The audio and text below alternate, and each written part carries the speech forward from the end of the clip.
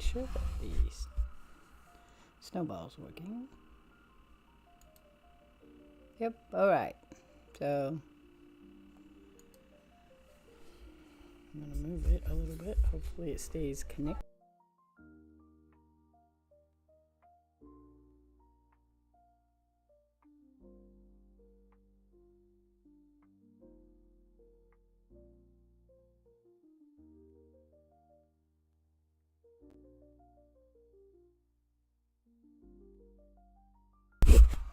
There it is.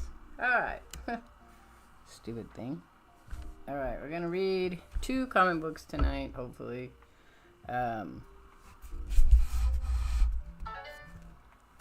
Marvel Saga, both of them, because that was what we were doing before. I'm trying to, I got a cat under my desk. She's a problem. Okay, so hey Roger.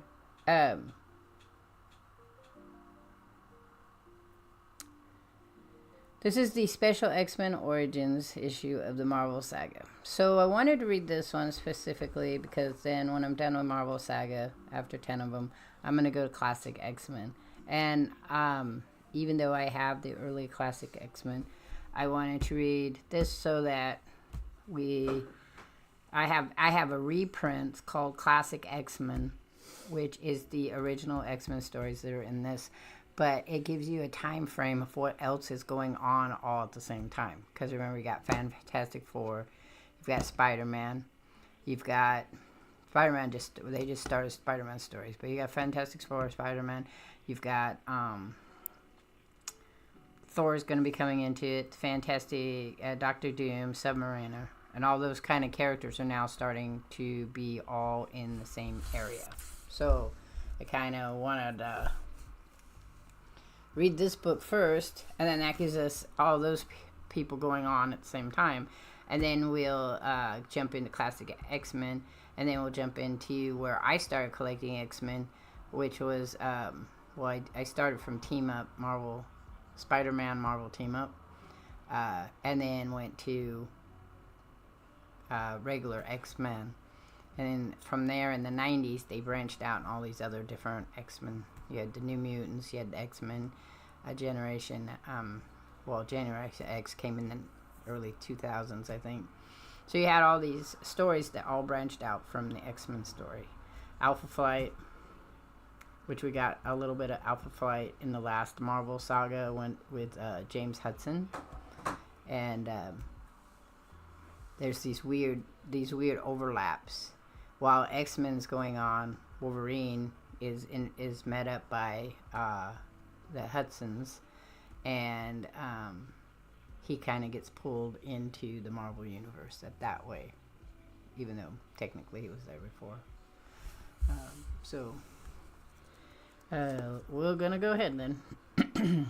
The Marvel Saga, the original history of the Marvel Universe, Professor X, Magneto, Cyclops, plus the origin of Thor, plus Fantastic Four, Doctor Doom, Submariner, and even more, like I had just said.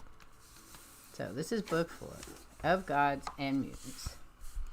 The time. A handful of years ago, superpower beings are beginning to appear on Earth in large numbers. Some have proven to be heroes, but others have become great menaces.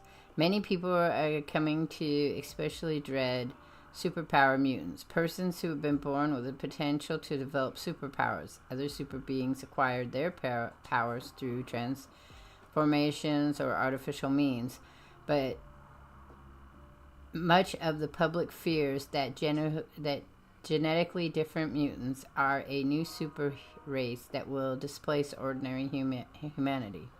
Now, 2 FBI agents once again review a film made of one of the first known mutants and the near riot his appearance caused. But it's interesting because of how this book is written, right?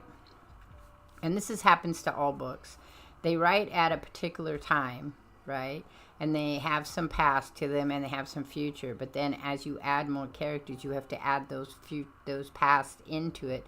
And then there's no slots really for them. So sometimes the overlaps don't work really well. And in the case of them saying the first known human mutant, the actual first known mutant would have been Wolverine, but they didn't record his past till later on. So, this is the 10th time we've run this film, Fred. What more can we hope to learn from it? I'm not sure, Bill. But it's our first real clue of our only proof that mutants even exist.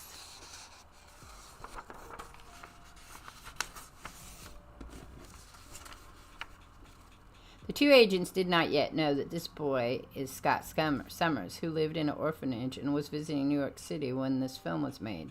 The agents start the film over again to once more see the incidents that exposed Scott's dark secret.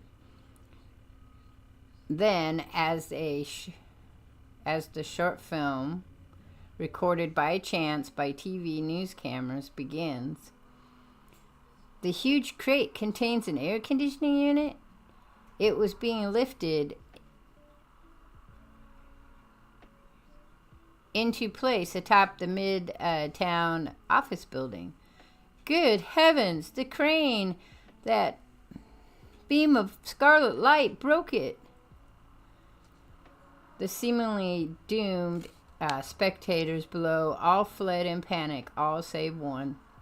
A few months ago, Scott had gone to an optometrist since his eyes seemed to be giving headaches.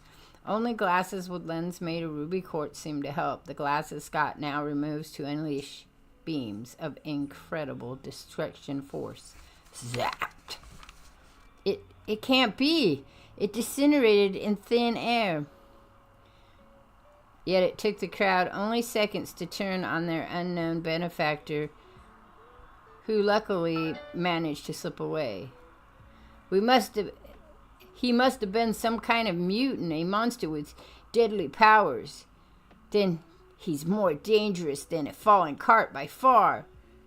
Falling crate, sorry. But where is he? Where did he go? He's gone. I'm sorry, I have problems reading the really tiny print, even with glasses, and I don't have my glasses on right now because the ones I have bother my eyes periodically.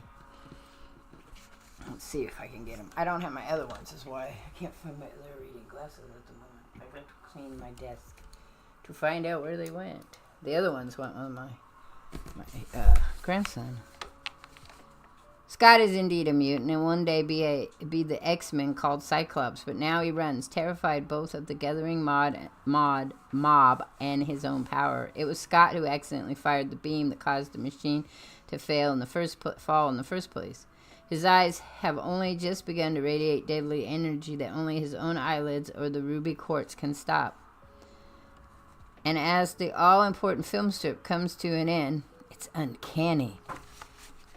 There's something about the thought of mutants, of otherwise normal human beings born with some extra power that drives mankind to distrust, fear, even hatred. Somehow I'm sure that same youngster who saved the crowd is the one whose power had engineered it, probably accidentally. Can we be sure it was an accident? Not yet. Not until we confront the boy himself. Abruptly, without warning, a third voice is heard from the room. When and if you do confront the lad, gentlemen, may I suggest I be there? My presence may be more important than you dream. My name is Xavier, Professor Charles Xavier. What? A man in a wheelchair? I didn't hear. How in the blazes did he get in here past our armed security?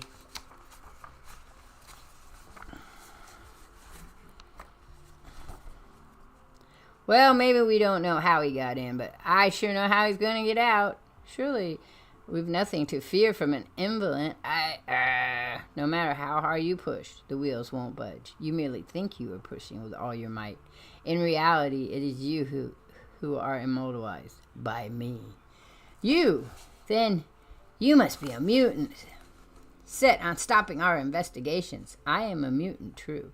But my purpose in coming here is far different than you suspect. You are the one I've come to see because you, Agent Fred Duncan, are in charge of that investigation.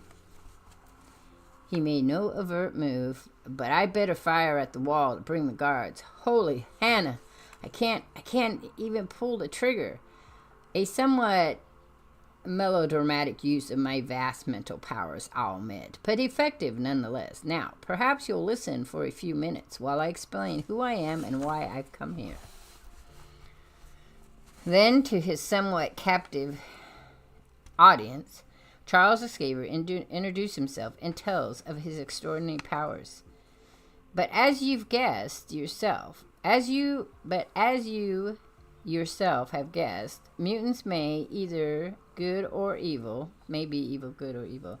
I propose to help you and the human race by tracking down myself the mutants in this country.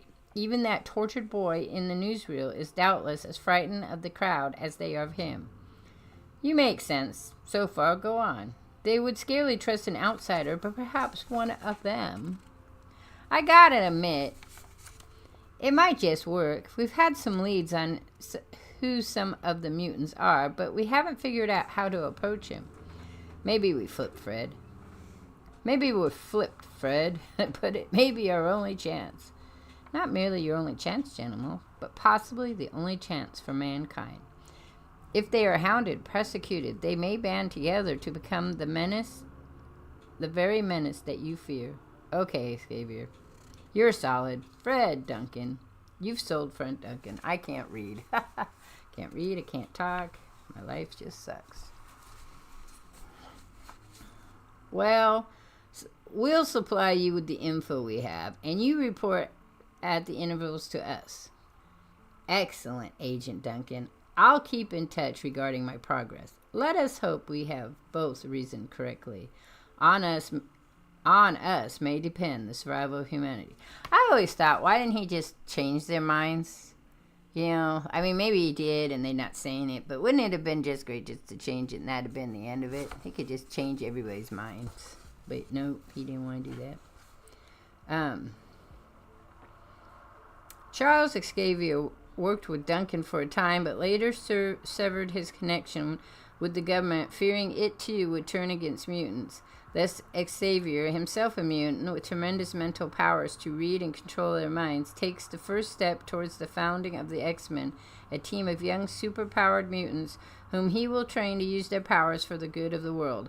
But while this is the beginning of the X-Men, it is also the logical step in the extraordinary life of Charles Xavier. Okay, so we get to learn about Charles Xavier.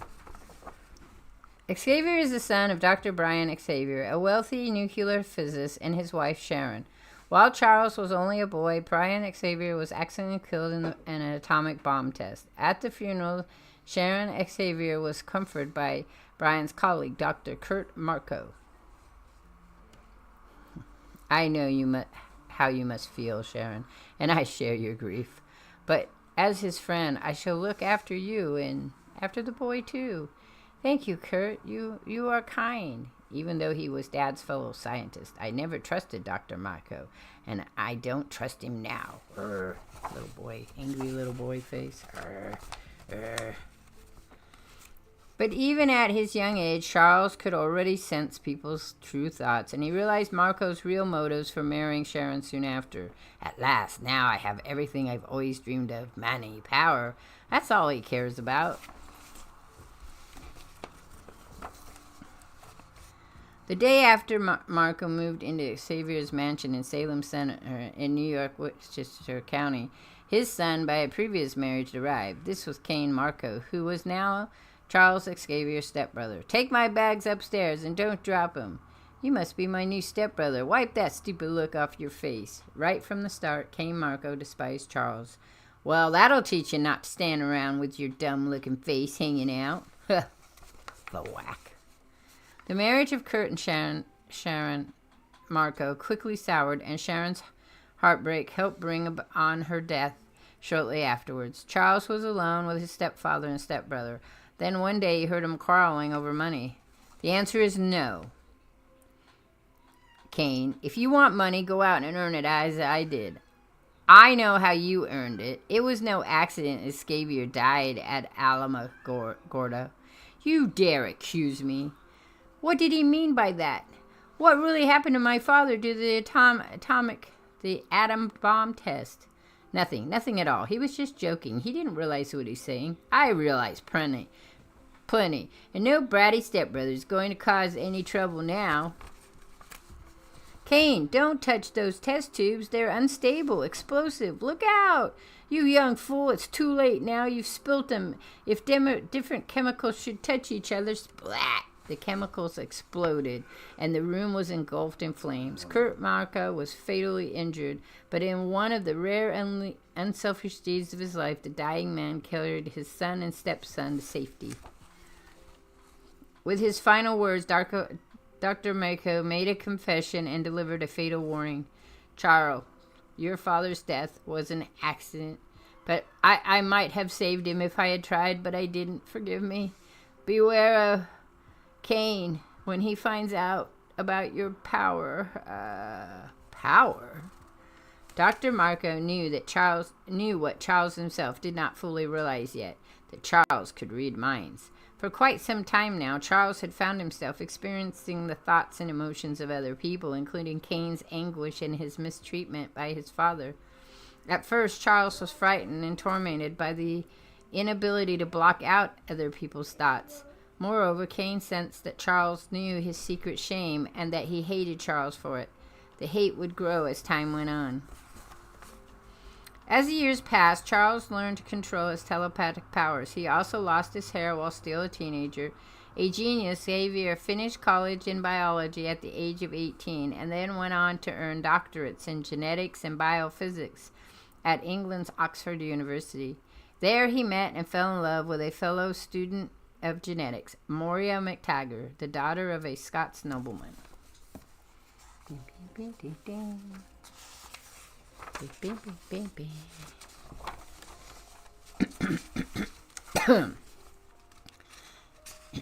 Charles and Moira were contemplating marriage when he was drafted in the army. By a grim coincidence, Xavier found himself serving in Asia alongside with his stepbrother Cain. One day, Cain deserted under fire and ran into a cave. Charles followed to bring him back, and the two men discovered a buried temple within the caverns. It's the sacred lost temple of the Rock. Legends have warned of it for centuries. That ruby, it looks alive. There's an inscription on it. No, don't touch it, don't. Whoever touches the gem shall possess the power of the crimson bands of Rock. Henceforth, you who read these words shall become forevermore a human juggernaut. Drop it, Cain, drop it. You don't realize what that means. Through the almost blinding glow, Xavier could see Marco's silhouette figure begin to change, but then the two men were separated by a cave-in. It was believed that Cain Marco died there, but years later Marco would return, intent on killing his stepbrother, having been transformed by the ruby into a virtually unstoppable juggernaut. In the 2000s, they're much kinder to Juggernaut. Xavier eventually was wounded in battle and sent to a military hospital. There he received a letter from Moria breaking off their relationship without any explanation. One day, Charles Xavier and Moira MacTaggart would resume their friendship, though not their romance.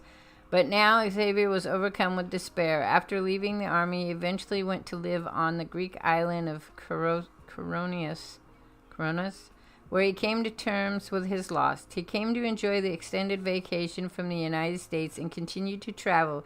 His next stop was Cairo, Egypt. While there, Xavier met two criminals who would play important roles in his life. One was the skillful child thief named Aurora, who succeeded in picking Xavier's pocket. Although he then used his mental powers to stop her, Aurora will one day become the X-Men called Storm. Hey! The other was a crime boss named Amahal Farouk, whose telepathic powers rivaled Xavier's own. Farouk was the first evil mutant that Xavier had ever met. I am Amaha Farouk. I rule what you tourists like to call the Thief's Quarter. Who are you, my friend? A stranger. Xavier was outraged that Farouk would use his powers for crime, and speaking telepathically, challenged him to a psychic combat. Their astral forms then rose from their bodies to do battle on another plane of reality. I sense fear in you, stranger. Are you sure you haven't bitten off more than you can chew? Only a fool is without fear, Amahal Farouk. But Xavier finally defeated him, thereby... On the astral planes, the spirits of Xavier and Farouk could give themselves powerful armor and weaponry and even change form. The more experienced Farouk was winning at first, but Xavier finally defeated him, thereby killing Farouk's physical form. Farouk's spirit would return years later, and for a time take psychic possessive of one of Xavier's mutant students, Karma. It was his first encounter with Farouk that made Xavier aware of the menace that the evil mutants posed to the world and of the necessity to counter that menace. Now, some of the things they talk about in here happened before this book was published. And then, of course, now that it talks about, like, foreseeing things. But those stories happened before this one was published. And then... that's what fills in the blanks here.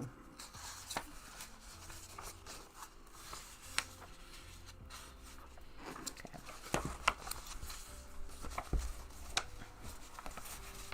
Sorry, having a hard time seeing it. Continuing his travels, Xavier was invited to Israel by his friend from his army days, Daniel Shamron, who ran a hospital there. Xavier would help Shamron with psychiatric patients in the past. It was Shomron who now introduced Xavier to a man named Magnus. This is my hospital. Very snazzy before independence.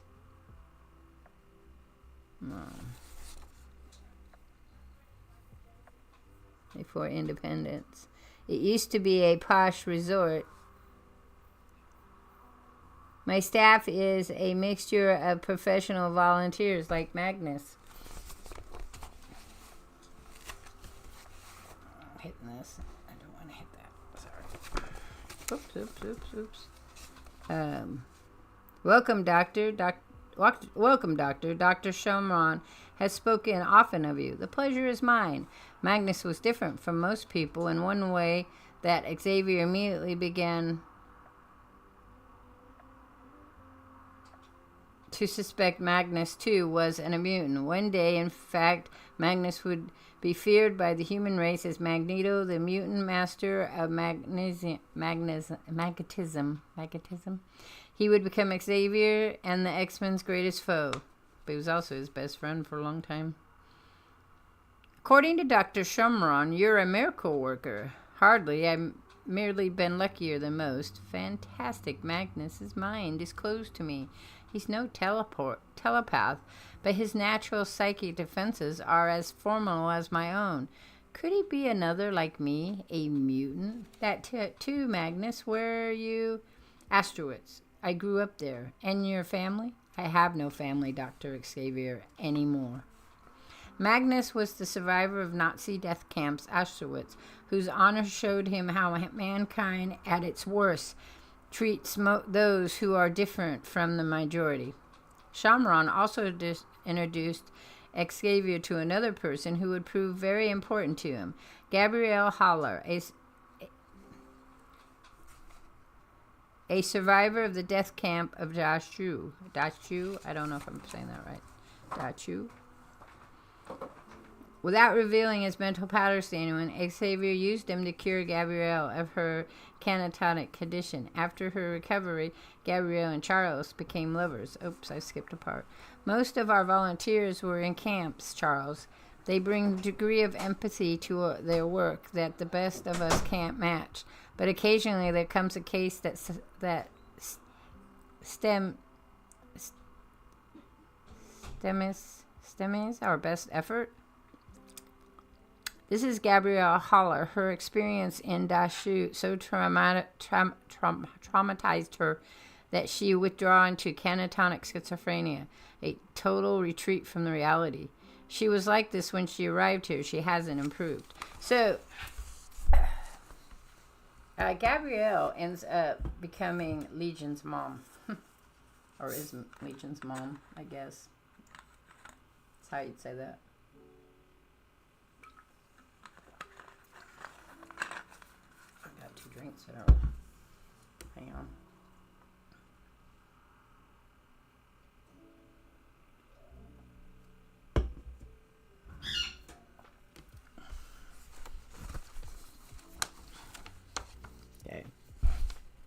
Without admitting that they were mutants, Xavier and Magnus often found themselves debating what would happen if the race of super mutant powers came to public attention.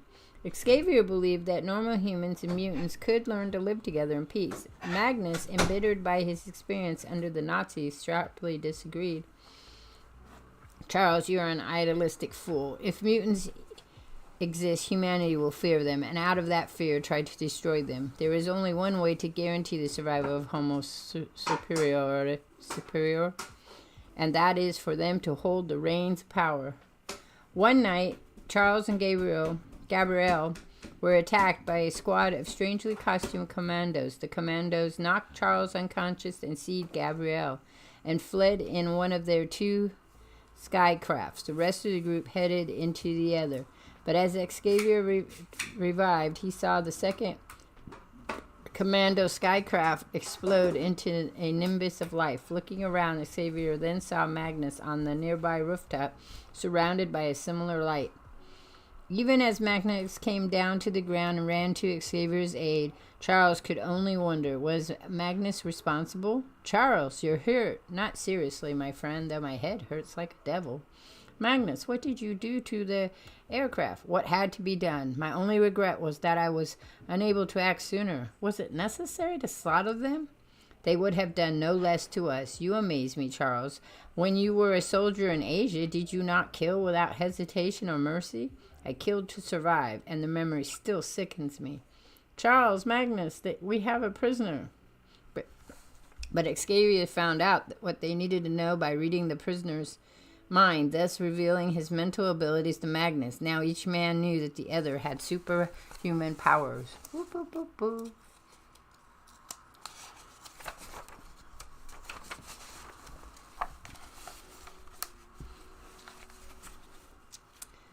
Xavier and Magnus tracked Gabrielle's captors to Kenya, Africa, and disguised themselves as 2 of the commandos. Watching from a distance, they discovered that her captors were led by the infamous Nazi war criminal, Baron Wolfgang von Strucker. Here, I can't say that. It's that Mr. in German. Her. Baron, the woman's The woman's directions were perfect. We found the cave. I trust, Lieutenant. In truth, I doubt there is a living being between here and Nairobi who has not heard your announcement. Because it is good news, and because of your youth, I shall overlook your disgraceful lack of discipline this time. Repeat this transgression, however, and I shall not be so forgiving. I am sorry. Is it me? I can't do German. Is it? I don't know. It would be Sir Herr. It would be my Sir. Never apologize, boy. It's a sign of weakness. I'm sorry. No German accents for me. Strucker had fled Germany during the war after a falling out with Adolf Hitler, and became the principal organizer of a new force out to conquer the world, Hydra. Strucker had learned that the knowledge of the location of a huge cache of Nazi gold had been forcefully implanted in Gabrielle's mind by the Nazis when she was in Daku.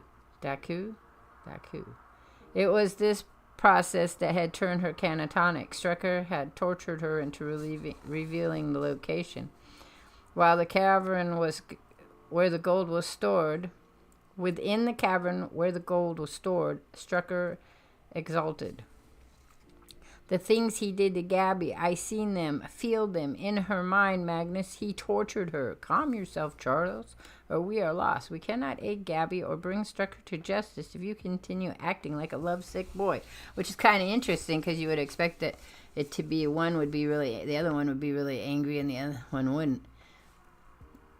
Behold, Kamadan, this fortune will provide the foundation for our new order, a brotherhood of terror that will bring the democracies, the communists, every country on earth to their collective knees.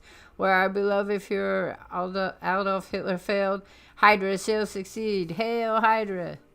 Xavier rescued Gabby while Magnus used his magnetic power to hold off the Nazi-turned Hydra agents. But the shock of all this danger and turmoil plunged Gabrielle back into her catatonic state.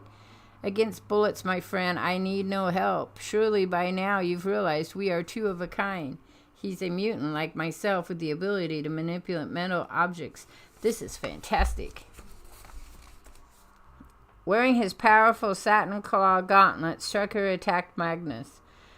To you goes the honor of being the first, to fall beneath its irresistible power. But Magnus used his magnetic powers to crush the deadly weapon. Your precious claw is made primarily of ferrous metals. That makes it particularly vulnerable. Magnus used his powers to carry off the Nazi gold, thereby also triggering a cave-in in which Strucker apparently perished. Xavier, meanwhile, worked on trying to bring Gabrielle out of her catatonic state. An impressive sight, is it not? How is Gabby? I'm not certain. I think I've reached her. But what of Strucker and his men, Magnus? What do you mean to do with that gold? Do you really need to ask, my friend? You are far too trusting, Charles. Too naive. You have faith in the essential goodness of man. In time, you will learn what I have learned, that even those you love will turn from you in horror when they discover what you truly are. Mutants will not go meekly to the gas chambers. We will fight, and we will win. Farewell. Magnus, no. Gabby. Gabrielle now came out of a catatonic state and has no reported relapses since. The exploits of Xavier's have many far-reaching results. First, it strengthened Xavier's resolve to use his mutant powers to battle evil and injustice. Xavier also continued his romance with Gabrielle Hala, and for a time before he left Israel. Although he would not know this until many years later, during this time he followed Gabby's son David, who, as Legion, would prove to have powerful mutant mental powers himself. Magnus used the Nazi gold to prepare his own war against humanity. As Magneto, Magnus would become Xavier's greatest foe and seek to guarantee the freedom of mutants by conquering humanity.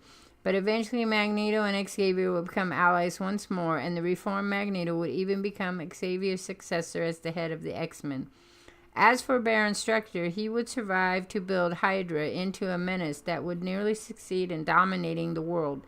Strucker's schemes would finally lead to his own death, but his twin children, Andre and Andreas, live on to seek vengeance upon Xavier and Magneto for defeating their father so many years before.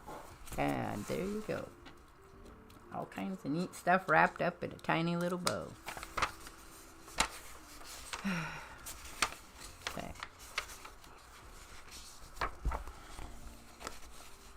And we have so much more to go. I may only read one if not too many people show up. I don't know. Continuing his travels, Xavier came to Tibet, where he found a mysterious walled city governed by an unknown individual. I am intrigued by your great wall city, and I wish an audience with its ruler. Nay, but that is impossible, for our master dwells within yonder citadel, and even we are never permitted to gaze upon him. Investigating, Xavier found evidence that the ruler was a being from another planet. Xavier organized a number of townspeople to try to overthrow the alien tyrant, but the enigmatic ruler used his advanced technology to fight back. The rumbling, the walls themselves are closing in. Nothing can stop them. We've followed the stranger to our doom. No, don't give up. Keep struggling. There's still a way. I must hope and pray that my mutant brain can locate the machinery which moves these walls within moments. Xavier and the rebels escaped the trap and took over the palace, but the city's hidden master, who was indeed an alien, planned to crush the rebellion. He was being called Lucifer, the advanced agent for a planned invasion from the planet Quinstalium. Yep. The intruder is a formidable opponent still. He is foredoomed to failure when matched against my superior might. How to beep, beep, beep. But wait, is the signal of the Supreme One. Agent 1, our relay systems record that part of our equipment on Earth is destroyed. What has happened?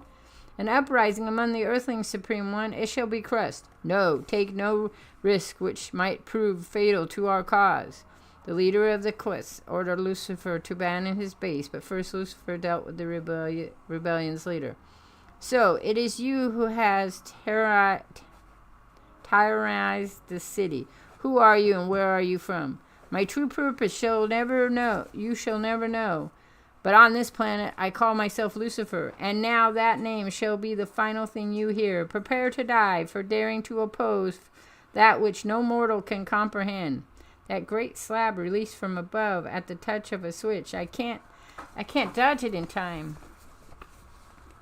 Xavier fell beneath the enormous weight of the slab, which permanently crippled his legs, and before he lost unconsciousness, he saw Lucifer seem to vanish into the wall. So you still survive. Live then, perhaps it is fated that you and I meet again one day. But remember this, it is ever the strong who are meant to rule, and we are the strong. Who does he mean by we? Is he actually the herald of a far greater menace from the stars? Years later, Xavier's X-Men would defeat Lucifer and destroy the Quet's plan to conquer the Earth. Xavier himself would even one day regain the ability to walk. Now, however, the defeated Xavier returned to America and spent years living as a recluse in his Westchester country mansion. During that time, Xavier's reputation as an authority on genetics and mutation grew. Years after his return to America, he was contacted by John and Elaine Gray, whose daughter Jean had telepathic powers she was unable to control, which threatened to drive her mad. Xavier realized that the 11-year-old Jean was a mutant. He suppressed her telepathic powers with his own and trained her over the next several years in using her telekinetic abilities, which enabled her to levitate objects. Levitate.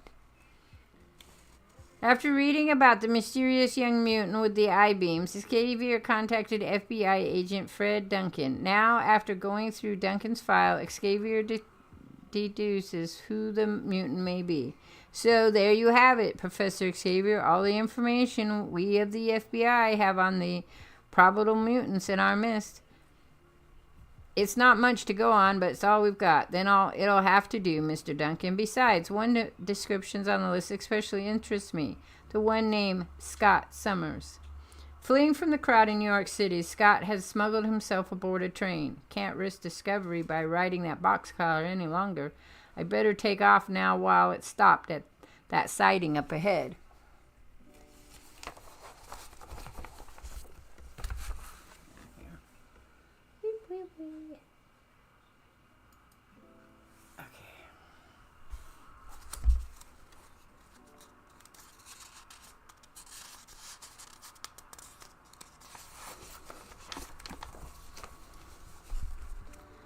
Scott has been separated from his family years ago. His parents, Christopher and Catherine Ann Summers, and his brother, Alex, were traveling in their private plane when it was attacked by a starship from the Sha'ar galaxy, hunting human specimens. Catherine Ann pushed Scott and Alex out of the burning plane with the only available parachute. The boys survived, but they believed their parents had perished.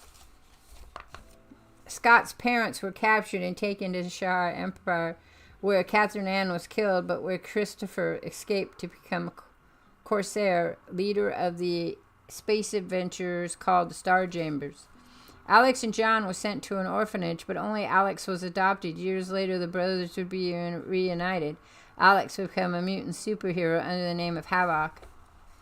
However, the head injury Scott sustained in his fall caused brain damage that would prevent him from being able to turn his eye beams on and off when they developed years later. Now, however, back at the mansion, Professor Xavier used his first mutant detecting device to locate Scott. Later, Xavier would build a more advanced version of this machine, which he would name Cerebro. To his surprise, Xavier discovered that Scott had encountered a second mutant. This makeshift device of mine, which I call Cyberno, should find young Summers for me. I probed the Washington area and the ever-widening circles. By now, he could have reached the New Jersey-Pennsylvania border, and wait, something's happening. I found him. It must be him. Be he. From the data I fed into my own personal computer. But there's a second, far stronger force registering as well. I attempted to locate one mutant, and it seems I have found two. The second mutant is Jack Winters, alias Jacko Diamonds. Thanks to his own latent mutation, which Winters' hands were exposed to intense radiation, it turned him into crystalline forms that were as strong and hard as diamond. Moreover, Winters had various psychic powers. Yeah, Summers, your eyes ain't playing tricks on you. Look for yourself. That radioactive stuff turned my hands to pure diamonds, the hardest thing in the world. It can't be. It's impossible. Impossible, kid? The word don't exist anymore. Not for me, not for Jacko Diamonds. If you don't believe me, just watch how my hand goes right through the blasted steel beam. And it'll do the same to you if you try to think out on me. Think out on me. That just, some of them words don't match well. Using what he had learned from Cyberno, Xavier finds Scott with Jacko Diamonds, who wants to make the teenage mutant his partner in crime, but Scott is no criminal at heart. Use those eyes of yours to blast him fast. No, at this rate, that would be sheer murder. No matter what you do to me, I won't become a killer. I'm lucky to have located him before an evil mutant gained too much. The evil mutant gained too much of the hold on young Scott. It's risky to confront them both alone, but I must try. Scott and Winters escape, and Winters breaks into an atomic laboratory where he exposes himself to still more radiation, gambling that radiation first unleashed his powers. More radiation will increase them. More power, more. His hunch pays off, for his entire body becomes diamond hard. Now Winters will confront Xavier as the living diamond.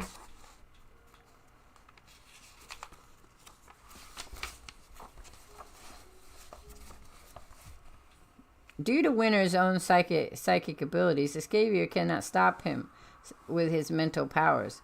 I'll smash you and end your meddling for good. What's wrong with my arm? I can only rise it very slowly. Well, it'll still come down fast enough to finish you off. My mental bolts, they can no longer penetrate his brain. He's become immune to my psychic blasts, and I have no physical defense against his diamond-hard fists. But just as Living Diamond is about to kill Xavier, Scott Summer makes his most fatal decision of his life. Scott switches sides and uses his power to save Xavier from Diamond. Must act now. It's the kid's force beam pushing me back. Good work, Scott. Keep it up for several seconds. Don't let him regain his balance. But Scott's eye beams can only slow Winters down, not stop him. Working together, Scott and Xavier use a machine in the lab to trap the living diamond within a powerful vibratory force waves. It's on, sir, and if your hunch was wrong, we're both doomed. The machine is humming, barely audible. But wait, look at the living diamond. What's going on with him? My arms, they've gone stiffer than ever. Can hardly move them. Gotta try harder. No, Winters, don't. His lust for power making him unwilling to surrender, the living diamond is shattered to pieces by the powerful vibrations before Xavier and Scott can find a way to save him. Ka-throom! Too late. Can't help him now. Must get out of the way.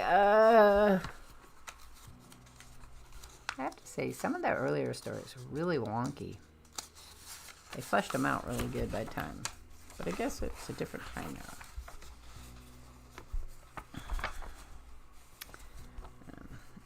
Escavier then brings Scott to Winchester Mansion and explains his plans to the young man.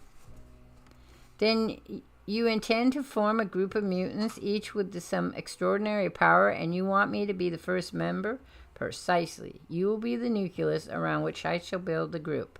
Well, what do you say? Are you with me, lad? You know it, sir. And in short order, a previous design costume is modified for the unique teenager. I shall have to remain in the background, but not you. Whatever you say, Professor, therefore this disguise will hide your true identity. I just hope the visor works the way you claim. Indeed, the visor does work. It contains a plate of ruby quartz that Scott can rise to fire his optic blasts. And now you are ready to become the first of my extra powered mutant allies, they who shall be known as the X-Men. And because your eye beams seem to emanate from a gigantic orb, I shall call you Cyclops. I hope and pray I never let you or my fellow mutants down, sir. Now, the scene shifts from Winchester County to the Norwegian countryside, where a lame American surgeon, Dr. Donald Blank, is vacationing. I don't think lame is how you would say that now, but a man with a limp. I don't know. Blake does not know why he felt compelled to travel there, nor does he see the alien starship landing behind him. On the ship came the Cronanans, also known as the Stone Men from Saturn, since they have established a base on one of Saturn's moons. They next intend to conquer Earth. At last, we are on Earth. This atmosphere, it is so different from our own planet. Overhearing a man who saw the aliens, Blake decides to investigate. It's them, the aliens. They're just as he said. They were men of stone. Remember, death to any who discover our presence. If they find me here, they'll kill me. I better leave while blasted, I stepped on a twig. Lo, an earthling, he has seen us. After him, do not let him escape. Blake flees from the aliens into a nearby cave. Made it, but they're bound to find me soon. If only there was a way out. Back there is another exit.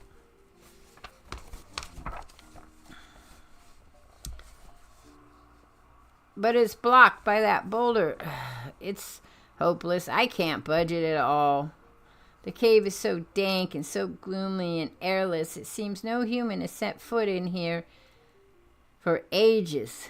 I might as well wait for the stone man to find me. I'm trapped. But suddenly, the wall is opening. I must have pressed some kind of hidden lever when I leaned against it.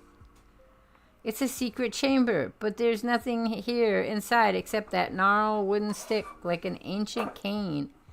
I wonder, perhaps by using this on the lever, I can move the boulder. I still can't budge it, but I can keep trying. Mustn't give up. It's my only chance of escape. No, it's hopeless. Even a bulldozer couldn't move that giant rock. In a helpless anger, Don Blake strikes the useless cane against the immovable boulder, and as he does so, what? The cave is bathed in a blinding light, like fiery bolt of lightning, and the ancient cane, it's changing the shape, and I'm changing too. Can this really be happening, or am I going mad? No, it isn't mad. I can feel my body bursting with power such as I've never known. The cane, it has become a mighty hammer, and I have been transformed into wait, there are words inscribed on the hammer. Whosoever holds this hammer, if he be worthy, shall possess the power of Thor. Thor, the legendary god of thunder, the mightiest warrior of all mythology. This is his hammer, and I am Thor. But how is it that the immortal Norse god of thunder could have came to be trapped in a mortal body until this moment? To answer that question, let us look back at the origin of Thor.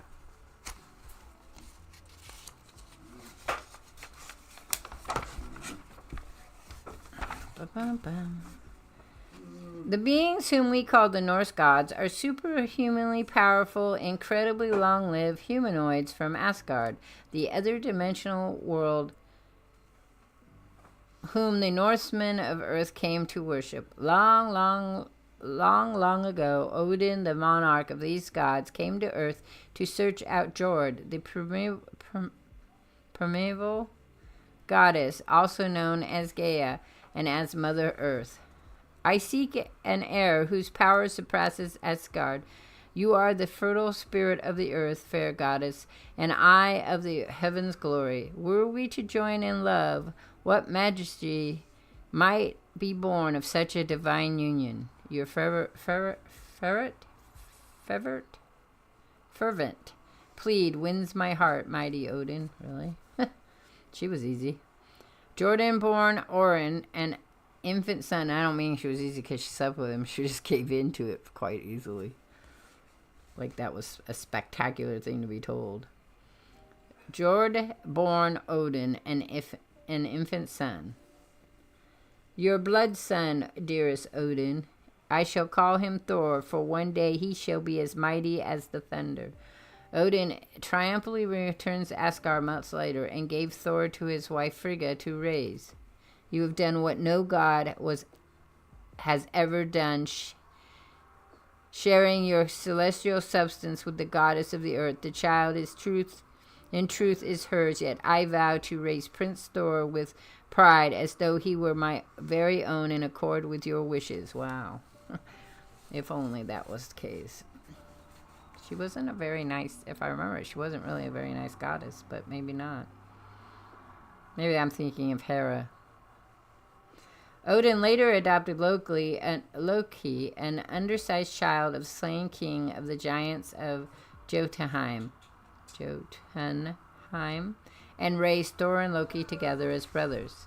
But Thor was always Odin's favorite, a fact Loki resented more and more as they grew older. When Thor was 8, Odin commanded the dwarfs Eitri and Brock to create 3 great treasures. The 2 dwarfs therefore made a golden boar, an enchanted armbrand, and one of the most powerful of all weapons, the hammer Mjolnir. I can't never say that one. Mjolnir.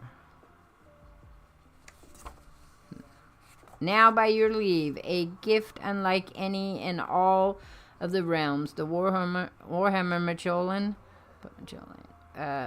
I'd have to hear it again. Forge of mystic Ura metal. It is a unique weapon of matchless strength, my lord, and invulnerable to destruction.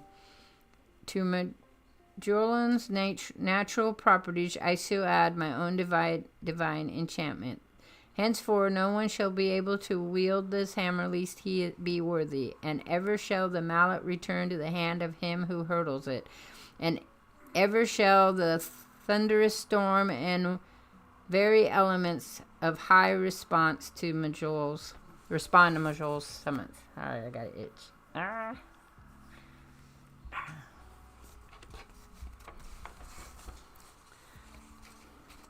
The golden boar and the magic arm band I shall hold in trust for all the gods. But Mjolnir shall be reserved for Prince Thor upon the day great deeds of selfless valor prove him worthy.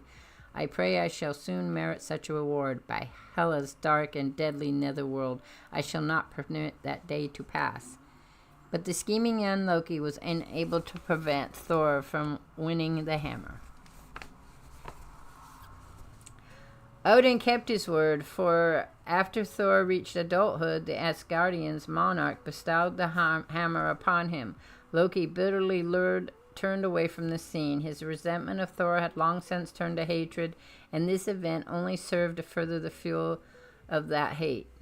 For the deeds of selfless valor, countless as the heavenly stars, enchanted Mjolnir is yours to wield with care, bold Thor, Asgard's heir apparent and my devoted son. Bah. All hail the prince.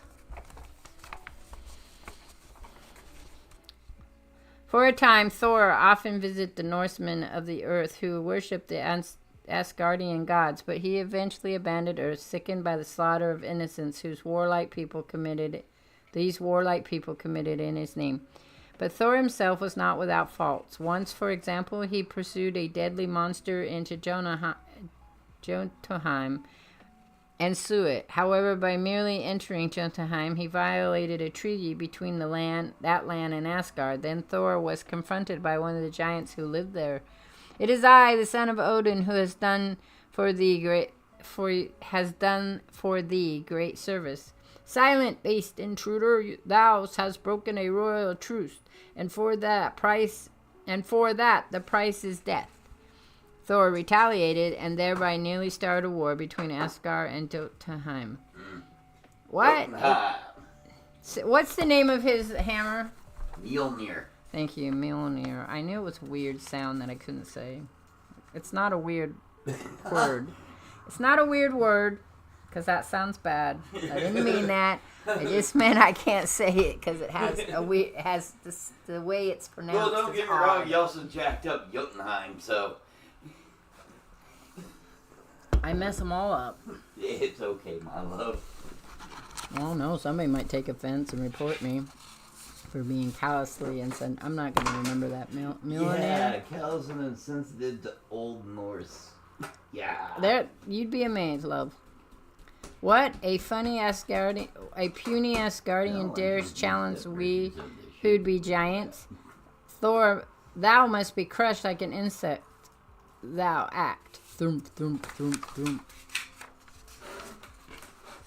I messed up on the German stuff, too. Fortunately, Thor's closest friend, Balder the Brave, was able to pursue him to leave before the situation grew even worse. Though my limbs crave battle as surely as do thine, I have come to lead thee hence. Since the trespass is thine, the wrong is thine as well. Thou wouldst have me flee from combat. I would have thee honor the treaty royal. Thou art right, as ever, faithful friend. My hammer's enchantment shall afford us safe passage, for not even Mjolnir shall protect thee from Odin's rage. But despite Odin's frequent chastisements, Thor continued to let his headstrong pride get the better of him. Finally, Odin saw the Thunder Guard in range in a rowdy tavern brawl and angrily summoned his unruly son before him. Thou didst call me, sire? Aye, God of Thunder. Thou art the favorite son of Odin. Thou art brave beyond compare, noble as thy prince must be. Thy strength is legend, thy honor unsullied, and yet I find thee wanting. Sorely grieved am I, my father.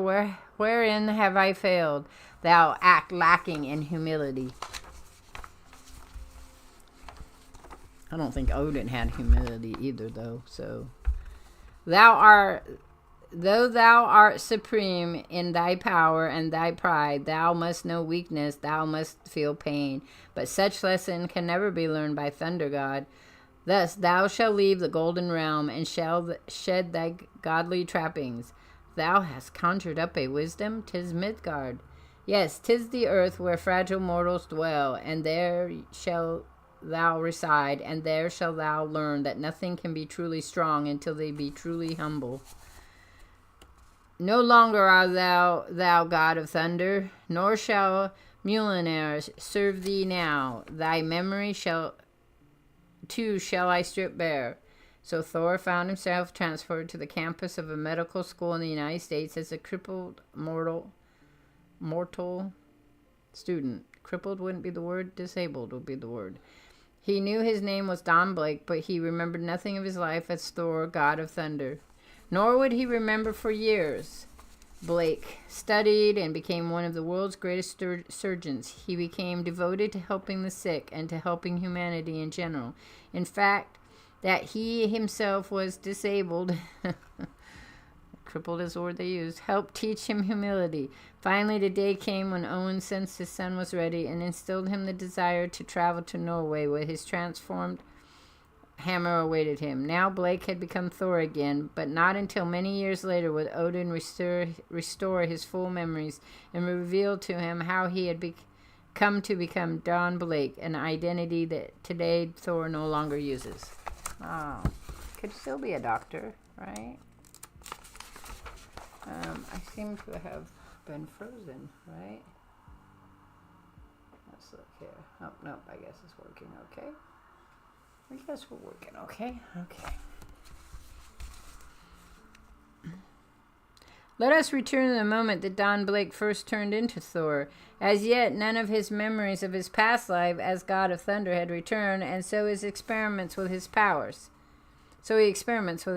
First, he uses his superhuman strength to remove the boulder and escape the cave. Then he tests the uses of his hammer. Nothing can resist it. Crash. Nothing. The hammer returns to Thor God when thrown, and almost no one but Thor can lift it. But if he loses hold of it over 60 seconds, its enchantment will turn him back to Blake. Next, Thor learns how he can perform various magical feats with his hammer by willing it to do them as he stamps upon the ground. By stamping the handle twice on the ground, thump, thump, I can create rain or snow, which soon grow into the raging tornado, and all the power of the storm is Thor's to command. There's this really great little like mini series of Thor and Storm Aura of the X-Men, and then there's a mini series where she becomes Thor, which is kind of cool. Then to end the storm, I merely stomp this handle 3 times in the ground, but if I should stomp it but once, the hammer changes back in the cane, and I once again become Dr. Don Blake. To think of the most incredible power of all time has been hidden in the cave, waiting to be found, but I've wasted enough time. The world must be warned of the presence of the stone men. Blake changes back to Thor, uses another enchantment of the hammer to fly after the Kronins, and quickly defeats their invasive force. I have beaten them. I have proven that the power of the hammer and the might of the Thunder God are invincible. Nothing can conquer Thor. Nothing. The Kronins flee Earth, and Thor, as Blake, returns to the United States. Though no living human has yet seen him in action, soon the Thunder God will become famous as one of the humanity's greatest champions. Now we'll turn our attention to Dr. Henry Pym. A short time ago, Pym had developed a serum containing strange subatomic particles that enabled him to shrink in size. But the potion proved more powerful than Henry Pym had anticipated. It reduced him to the size of an insect, and it led him into the most frightening encounter of his life within a teeming anthill. Frantically, Pym escaped from the ants and reached his enlarging serum. Thank heavens, it's making me grow. After he was restored to normal size, the scientist destroyed his potions, which he felt were far too dangerous to exist on Earth. However, weeks later, so great of a discovery must not melt into nothingness. I must concoct the serums again. I must. All the things I must do. Okay, hang on. I gotta stretch and take a look. Make sure that we're still got sound coming out.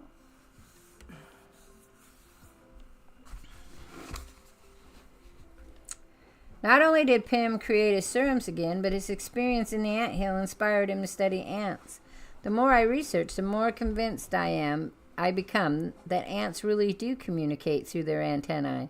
If I could discover what their electronic wavelength is, I could tune in and learn more about them. The helmet I've designed will enable me to contact the ants to tune in on their wavelengths and actually communicate with them. And I have designed a protective costume to wear which will shield me from accidental ant sting or bite. Having completed his cybernetic helmet, which allows him to not only communicate with, but to command ants, Pym turns to another project, a gas that he hopes provide people with a limited immunity to radiation. By now, Soviet agents break into Pym's lavatory and take him and his assistants prisoner. The agents are determined to steal the formula for the gas and then kill the witnesses. We have disposed of your guards and disconnected your warning alarm. You are our prisoners. They posted a guard in front of my door, and there's another outside, so I can't escape by the window either. I am isolated, trapped in my lab. Pym, imprisoned alone in his office, had only one way to defeat his spies. He dons his new helmet and costume and becomes Ant-Man for the first time. He uses the reducing serum on himself and once again shrinks down to ant size. It's working. This time, however, Pym makes a discovery that helps him considerably. It's incredible. When I took the reducing serum this time, it diminished my size, but not my strength. I still have the strength of a full-grown man. Well, you are a full-grown man. Sorry, that was worded wrong. Wouldn't that be like a human-sized man or something? I don't know. Seemed weird. One by one, Harry Pym frees his assistants, and yet the tiny human's task is only half done. My men still can't attack these spies while they are so armed. I must communicate with the ants again. I must make them understand what they are to do. And at an electrical signal from their new master, the workers attack, biting and stinging their human victims. Ah! The Ant-Man and his ants thus gives the spies prisoners the opportunity to attack and defeat their captor, and Pym uses his enlarging serum to return to normal size. No one learned Pym could shrink himself, and Pym had no intention of becoming Ant-Man again. But as time passed, Pym will find that he likes being a superhero, and that Ant-Man will soon become a world-famous crime fighter. Shortly thereafter, Dr. Don Blake returns from Scandinavia and resumes his medical practice in New York City. His heartbeat is stronger, Mrs. Jones. He's recovering. Thanks to you, doctor. Without your treatment, who knows what might have happened. Jane is so beautiful. If only I could tell her how much she means to me, but I daren't. For a girl so lovely would not marry a lame man. And if she knew I loved her, she'd probably quit her job, and then I would never see her at all. But unknown to the doctor, not only does his nurse not mind his lameness, but I could care for him deeply, if only he would show some affection towards me. If even once he would take me in his arms and tell me he cares. But no, not him. He's too darn stuffy to ever be romantic. Doesn't seem like he's right for you then. In his first recorded public mission since his rebirth, Thor battles the tyrannical leader of the Revolutionary Army in Latin America. The Yankee is gone, he escaped, but Thor is here to mete out vengeance. Bah, he is but one man. He cannot oppose an entire army, destroy him. But they cannot, and defeated by the Thor god, the soldiers seek a scapegoat for their failure. Look, our leader flees with our gold. He is the cause of our downfall, and now he tries to desert us. He must pay for his failure. There is a burst of gunfire from the angry rebels, and the leader's despotic reign comes to a violent end. Shortly thereafter, some travelers by the sea witness a very unusual sight. Prince Namor, the submariner at play. Only weeks before, the submariner had tried to destroy New York City in his fury over his mistaken and still held belief that it was the surface people who had destroyed his undersea kingdom of Atlantis. But the Fantastic Four stopped him, and now Namor seems at peace, his anger forgotten. But all that his rage needs to return in full force is a proper stimulus, which even now is arriving. High above the scene of innocent frolic, an evil presence hovers, searching the broad expanse of the water with baleful electronic eye. Ah, I finally found him. I knew my television scanner would pick him up at low-level focus. Now, mariner, we have work to do. I'll buzz him at wave height. That'll attract his attention. Well, so the surface mortal dares invade the privacy of Prince Namor. I come in peace, Submariner. Our meeting has been inevitable and long delayed. Is that so? Come out where I can get a good look at you. So you shall behold the face of your new ally, the one who shares your ambition to the punishment and total defeat of the Fantastic Four, and then all of mankind. That is strong talk, whoever you are. Never fear, I am strong enough to join the powers of science to those of darkness. Show me the puny mortal who does not tremble at the name of Dr. Doom. Dr. Doom accompanies the Submariner to Namor's splendid new home, a dome air-filled villa beneath the sea. It would appear that you have taken a holiday from your campaign against the surface world. Men no longer speak your name in fear. Then they are fools. My wrath can easily reawaken their fears. Of course it can. That's how this works.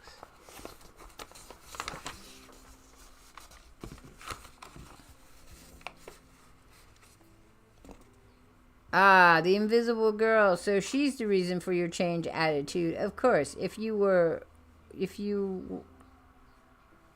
wage war against Fantastic Four, you must be her enemy too. Take care, that female is no concern to you, of yours.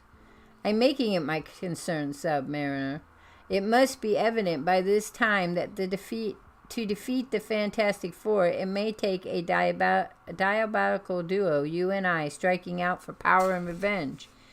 What has happened to your thirst for revenge? Have you forgotten the glistening towers of your once great civilization, the culture and comfort enjoyed by your happy subjects?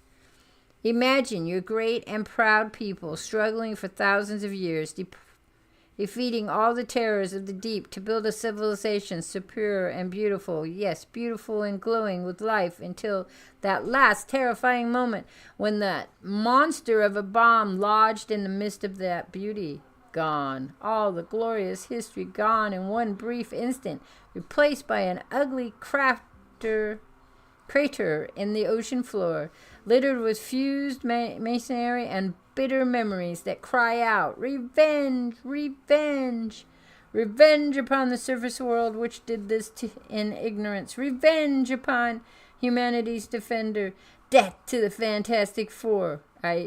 I cannot harm the girl. I will aid you in defeating the others. A short time later, at the Fantastic Four Baxter Building, headquarters in New York City, Johnny Storm, the Human Torch, finds a secret possession belonging to his sister Sue, the Invisible Girl. As the two argue, their teammates, Reed Richards, alias Mr. Fantastic, and Ben Grimm, the monstrous Sting, enter. I suppose you know the identity of the face in this photo. I do. Now give me the portrait. It belongs to me. What's going on here, you two? Nothing much. I'm burning a picture, a photo of the Submariner. You've got no right to do that. It was my property. Do you hear? Well, Sue, you didn't have any real... You can't own anything or be your own person. They won't let you. In fact, Mr. Fantastic assumes you're going to marry him. I knew it. All a girl wants is a good-looking guy. Doesn't matter if he's the most dangerous creep on Earth. I think you owe us an explanation, Sue. Oh, how can I explain something I don't understand myself? I know the Submariner is hostile to us, but... And in that same instant, but still there's something about him, something gentle and... Oh, Submariner, how'd you get here? Flying into the window is no problem to Prince Namor. Well, I don't believe him. Stand away from him, Sue. I'll see to it that he doesn't escape us again. A circle of flame. No, you can't do this. You must hear him out. Why, he's not even trying to defend himself. He is too angry to listen to reason. You best stay out of the way. I don't fear the torch. Fate has given you a reprieve, Submariner. Now speak or give battle. I've come to seek your trust. You see, mine is a lonely kingdom, and a lasting friendship may prove of more value than any fleeting taste of revenge. Very impressive, Submariner. Only I'm not inclined to shake your hand too readily. How do we know it's not a plot? How do we know you haven't set a trap? Yeah, you'd better do some fast checking, pal. I'll keep an eye on him. Oh, please listen to him. Can't you see he's sincere?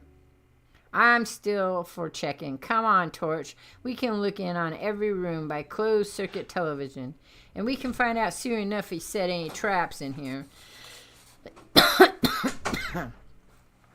Reed Richards is right. Namor has set a trap. Hang on.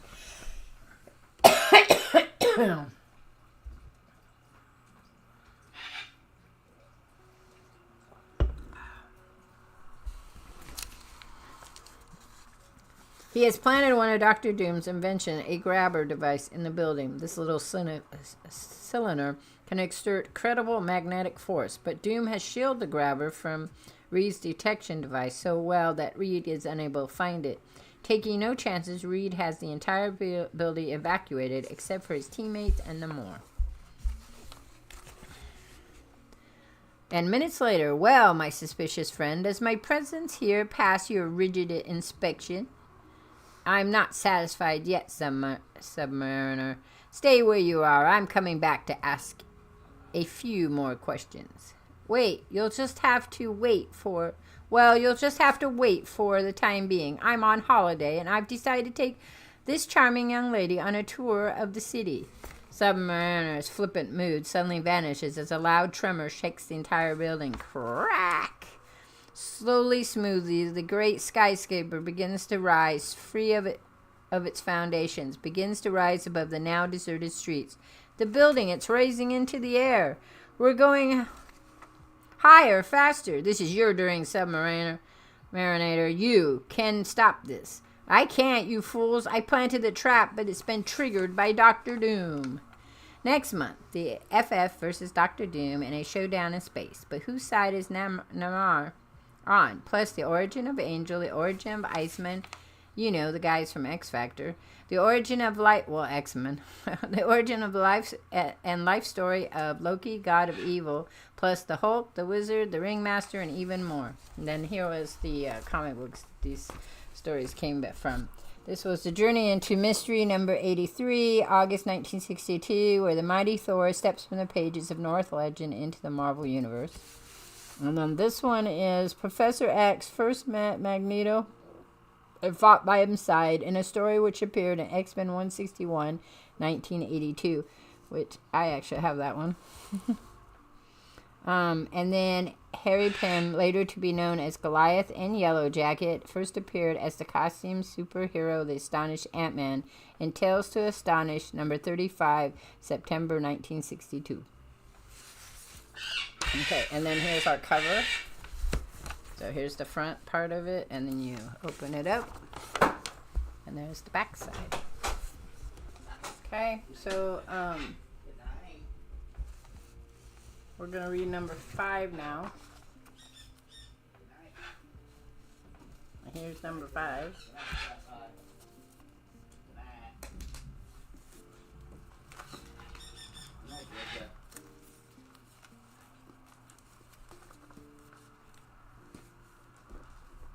Good night, Georgia. Alright. The Marvel Saga. The official history of the Marvel Universe. This is number 5. More X-Men Factor origins. Angel and Iceman. Plus the origins of Loki and his earliest battles with Thor. Plus Fantastic Four, Hulk, Submariner, Dr. Doom, Wizard, Ringmaster, and more. Okay. And this is number 5, was published in 1986. 1986. How old were you in 1986? Well, I was 18 in 1983, so I was 21 in 1986.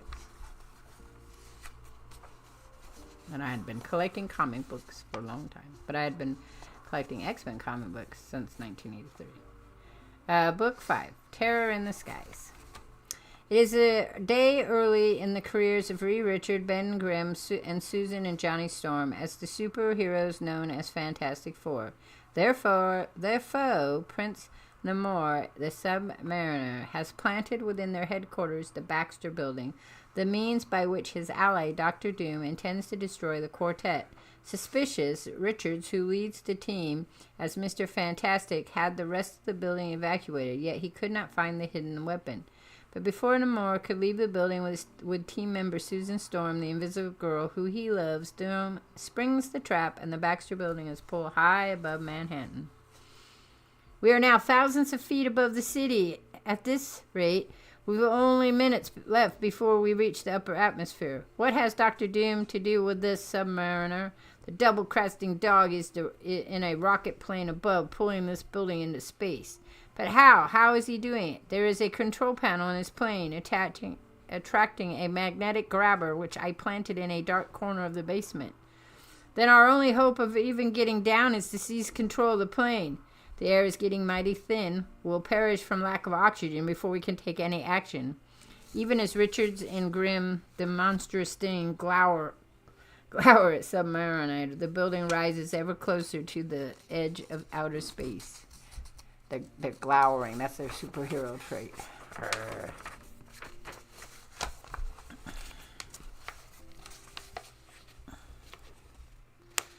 Namor and Johnny Storm, the Human Torch, Sue's brother, are unable to fly to safety because within brief moments the building is so high there's not enough air to sustain the torch's flaming power, nor for Namor's wings to push against. Meanwhile, Dr. Doom draws his victims into the ionosphere and closer to the twilight edge of space. The windows in our portion of the building are strong enough to hold in the air remaining to us for a short while. Ha ha ha! Who can doubt the genius of Dr. Doom now? My plan is working without a hitch. I've managed to snare the only beings capable of blocking my ambition to rule the entire world. Submariner never guessed he would be included in that group, and now he's as helpless as the rest of them. The thinning air inside the building forces the 5 occupants to don oxygen helmets. The thing takes out his anger over Namar's treachery by attacking the Submariner. The Battle of the Titans is cut short by a voice of Dr. Doom. Greetings, my crusading friends. To those of you who are still alive to hear these words, I can tell you that we are near the close of this little journey. But before I part with your delightful company, I shall set your building on a collision course with the sun, which I am certain will receive you warmly. You will forgive my little jest. I guess that's it. We're done for. No, we're not. The jackal Dr. Doom still has Prince Namor to reckon with. Is there a water storage tank in this building? Yes, it's on this floor, Submariner. But I don't see what good that will do. The words of resignation fall on deaf ears. Led to the compact water tank, Submariner plunges into the depths. Ah, this feels more like home. I can feel myself growing stronger, doubling my power for the leap into space. I've taken tremendous leaps out of the ocean. Why should I not be able to do it now when I dare not fail? The Submariner can breathe both on land and underwater, but it is the sea that is his true home. Contact with water renews and increases his already vast strength, enabling him to perform incredible feats. And when he is ready, don't do it, Submariner. I've tracked a meteorite swarm heading this way. It means certain death. Despite a Reed's warning, Namor presses ahead, his superhuman constitute, enabling him to withstand the rigors of space. And now the word is go! Go! Go! Submariner's extraordinary strength and ability enables him to leap safely all the way to Doom's spaceship.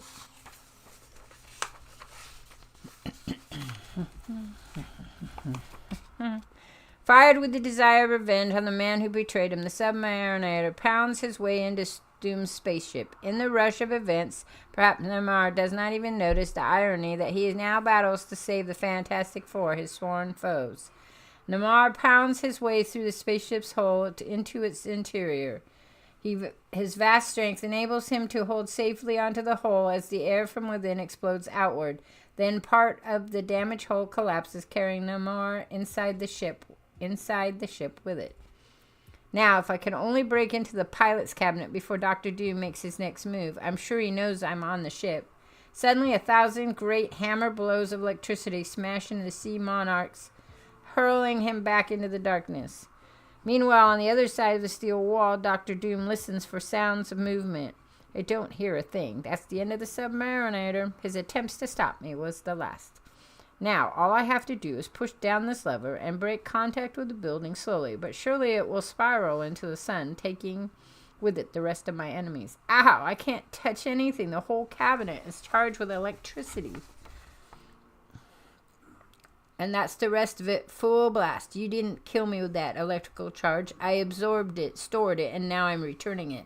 Ah, gotta get out of here before Dr. Doom flings open a floor escape hatch.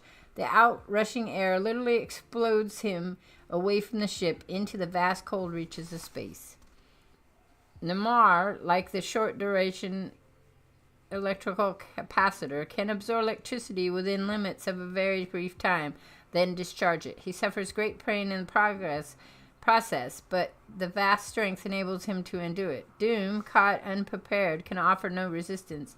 His armor may afford him some protection from terrors of space, but to what avail? For his high rate of speed carries him into the course taken by the meteor swarm. Instinctively, he reaches out for support and frantically clutches a speeding meteor. The rocky space wanderer streaks onward, unmindful of its human rider, unmindful of the loneliness of its never-ending journey.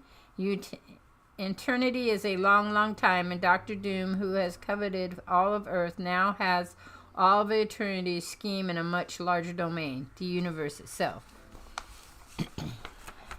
Yet this is not truly the end of Dr. Doom. In time, he will return, and the Fantastic Four will eventually learn from the bitter experience that Doom has an uncanny talent for escaping certain death. But for a moment, Doom is gone, and Namor is able to take over the controls of the strip. Strangely enough, he returns the Fantastic Four to Earth. Is he merely trying to save Sue, or does he feel a bond with these former enemies of his? Perhaps not even Namor knows the answer. Back on Earth, the hour is late, the dark streets deserted on Skyscraper Row, and the stray individuals who later witnessed the silent return of the Baxter Building from the skies write it off as a bad dream, a hallucination resulting from the anxieties that plague our nuclear society. But to the Fantastic Four, the sight of the city is a miracle greater than their incredible experience. We're home, home. The Submariner in Dr. Doom's spaceship has guided the building back to the foundation. Thanks to him, we're alive. They didn't do anything. Nothing. How do you think an enemy submariner somewhat above us in that comfort ship? How do you think an enemy? Submarinators marinate somewhere above us in that comforter ship, and if I could reach him, I still don't know if I'd shake his hand or try to smash him. Oh, he isn't our enemy. I just know it. He's so full of pain and bitterness. It blinds the better instincts. Submariner needs time to heal. I didn't ever really like Sue Richards. From the spaceship, Namor triggers a signal that causes a small but immensely powerful grabber cylinder to fly from the Baxter Building out over the seas. Sometime later, in a remote latitude, the cylinder homes in on the spaceship piloted by the Submarinator. Then, when it is inside the ship, Prince Namor sends its vehicle into a spin and hurtles from it. The sea will make a fit resting place for the works of Dr. Doom. They will lie where they can do no further harm. So shall I return to the sea. Perhaps someday when I am no longer haunted by bitter memories of my lost people, I may return. But until then, this is where I belong, in the sea, which is my home. The Submariner will clash with the Fantastic Four several more times, but Sue is right about Namor. His attitude towards the surface world people will finally change so much that he'll become a member of a team of their protectors, the mighty Avengers. Ironically, 2 years later, a young boy brainwashed to believe himself to be Dr. Doom will pull Baxter Building into outer space once again, and this time destroy it, although the Fantastic Four will escape unharmed. But all that is years in the future. Now the scene shifts to the private school for children of society's elite, where a teenager named Warren Worthington III has put himself at the top of his class. Man, look at him go. He's sure to win the letter for soccer, which makes him a 5-letter man. He's the best on campus, and he knows it better than anyone else, unfortunately. He even pulls down top marks and everything. No wonder he thinks he's better than anybody. I don't know how much better he is, but he sure is different. The jealous students get even by mocking one of Warren's differences. Here's something else. He's number one out. He's got the biggest shoulder blades in the world. Look, get a load of those. Only a night or two later, Warren discovers how different he truly is. Well, I'll be. Where do you suppose this came from? It's too big to be for my pillow, and the mattress is foam leather. Matter of fact, this thing looks big enough to be off an eagle or vulture. And going to the mirror, Warren makes a chilling discovery. Wings? I got wings? I gotta get out of here before the administration finds out about them. They'll turn me over to a big lab as a guinea pig, a biolab. Thank heavens they're so small and useless. But Warren's mutant wings would grow rapidly from then on, to his great dismay.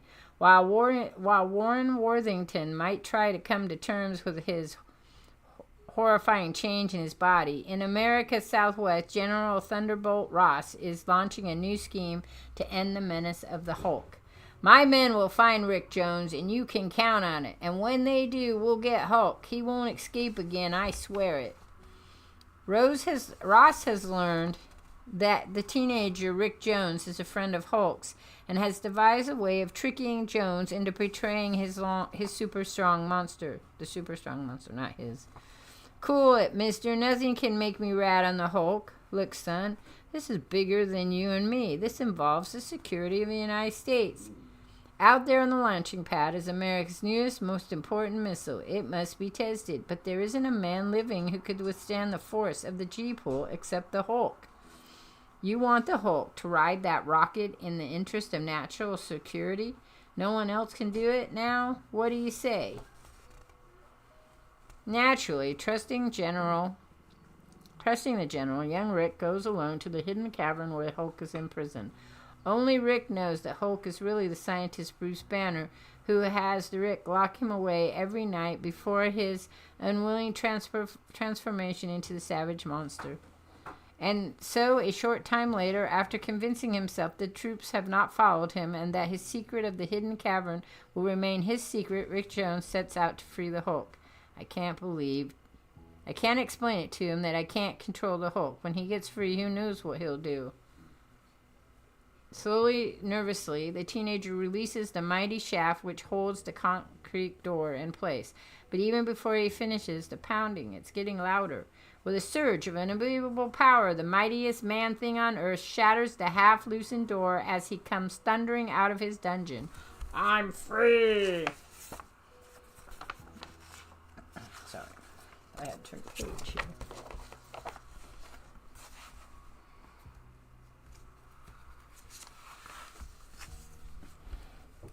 Rick manages to evade the Hulk's grasp long enough to lure him to Ross's rocket. Luckily, the Hulk has not yet discovered his ability to leap great distances, otherwise Rick could never have escaped him. You, boy, you locked me in a cell. You pay for that now. If he gets a hold of me, I'm a goner. He's following me up the gurney. Gurney. If I make one false move now, it'll be curtains. Thinking Rick's inside, the Hulk enters the cabinet, which seals shut behind him. It worked. I'm sure hope he did the right thing betraying him this way. Even before the hatch completely closes, the missile blasts off, giving Hulk no time to escape before he finds himself many miles above Earth's surface. So enraged, Hulk stays inside the missile, but as the rocket shoots into daylight side of Earth, Hulk is exposed to sunlight, and it is the presence or absence of sunlight that triggers Hulk's transformations in these early days. Sunlight, the one element that brings about the most astonished change on Earth, the change of the Hulk back again in the form of Dr. Bruce Banner. Where am I? What happened? But before the dazed scientist can fully come to his senses, the unshielded spaceship enters the vast radiation belt. This radiation is a different sort than the gamma rays that transformed Bruce Banner into Hulk. But as Banner is helplessly bathed in intense radiation, he desperately wonders whether it will wreak further monstrous changes on him. Meanwhile, back at Ross's headquarters, Rick learns the true purpose of the missile flight, the destruction of the Hulk. But the observant teenager has also found out where the abort switch is that will cause Banner's capsule to return to Earth. Don't worry about the Hulk returning. That missile is on a flight to infinity, and it's a one-way journey. It was a trap. They tricked me. It was the only way they could remove the menace of Hulk. But I can't let them do it. They don't realize that he isn't really just a inhuman monster to be destroyed by any means. He's Bruce Banner, and I've got to save him. Here's the missile control panel. This is my chance. No one's looking. At that split second, just as Rick Jones touches the control switch, the unbelievable amount of radiation which the ship has absorbed causes a shock to travel many miles away back to Earth, an electric shock which will link Hulk and Rick Jones more closely together than ever before. Ow! Despite of the shock, Jones succeeds in bringing the capsule back down. Rick goes to the nearby site where the capsule will land, but its parachutes fail to slow its descent enough to safeguard a human passenger. It's daylight now. Bruce Banner will be in the capsule instead of Hulk. He'll never be able to survive a crash landing. It's too late. But at that moment, the Hulk, how? Due to the further effects of the radiation on his body, Bruce Banner has for the first time become the Hulk during daylight hours. Lucky him. But the bestial creature is far from pleased with Rick's part in nearly killing him. And as effortlessly as a man would lift a cardboard box, the mighty Hulk lifts the wrecked space capsule and, your fault, all your fault. Gotta run, gotta get away. Now, revenge. No. Stay back, please, stop. Huh? He stopped. He's standing there, still, motionless. I said stopped, and he stopped. And after Rick does some brief experimentation, it's impossible, but it's true. He obeys me, my every command. Somehow, the radiation in space and Jones' electrical shock linked the minds of Rick and Hulk. Now Rick can control the Hulk's every action. Thus, the menace posed by the Hulk seems to be over. Relieved, Rick decides to get some well-earned sleep. Stay there, Hulk, while I get some shut-eye. Don't move, understand? Don't move. But he learns on waking that he loses control of Hulk when he goes to sleep. I'm just in time. There he is, going on a rampage. Rick orders Hulk to leave, and gathering the awe-stricken land in one massive arm, the Hulk leaps in the air, but it is a leap like of which he has never before been seen by mortal man. A leap which carries him over the top of the tallest building. A leap propelled by the most powerful muscles of any living thing on Earth. We're flying! They return to Banner's hidden cavern where the Hulk enters the specially designed cell where Rick worries about a new problem. There, you'll be safe there for a while until I can figure out how to turn you back to Dr. Banner. That is, if I ever can. Then Rick must stand guard over the Hulk all night, lest he lose control of the monster once again. I did it. I managed to stay awake all night, so the Hulk didn't have a chance to run wild. But what can I do now? I gotta find a place to get some food and to wash up. The Hulk will be safe enough here as long as I stay awake. Guess I'll go visit my Aunt Polly. She doesn't live far from here. After visiting his aunt, Rick sees a poster that strikes his fancy. Hey, nothing I like better than a circus. This, Rick thinks, is just what he needs to take his mind off his trouble. But little does he know that this small-time circus is actually a cunning criminal operation masterminded by the recent Austrian expatriate? I don't know what that is. Maynard Thibault, better known to us today as Ringmaster of Crime. Don't know much about Ringmaster. Just have to tell you that. The Ringmaster is the son of Fritz Tybart, the Ringmaster of Death, a Nazi spy whose circus served as a cover for assassins in 1940s. The original Ringmaster was defeated by Captain America and deported to his native Austria. After the war, Fritz Tybalt and his wife ran a small circus in Europe and raised their son Maynard to be the Ringmaster. But then Maynard's parents were murdered by Nazis seeking vengeance for their post-war testimony against war criminals. Fleeing to America, he had tried to start over, but every venture had failed under competition from larger, more commercial entertainments. And thus, out of survival, he formed a more specialized troupe, the Circus of Crime, and with the aid of a unique hat-mounted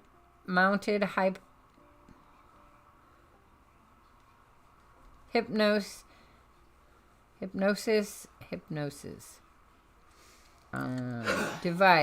disc, he had begun what he had hoped would be a more lucrative career. The hypnotic disc was based on the Nullitron, a mind control device used during the war by the Nazi Red Skull. And so Rick Jones attends the Ringmaster's latest performance. Ladies and gentlemen, I, the Ringmaster, personally welcome to you the greatest show of all.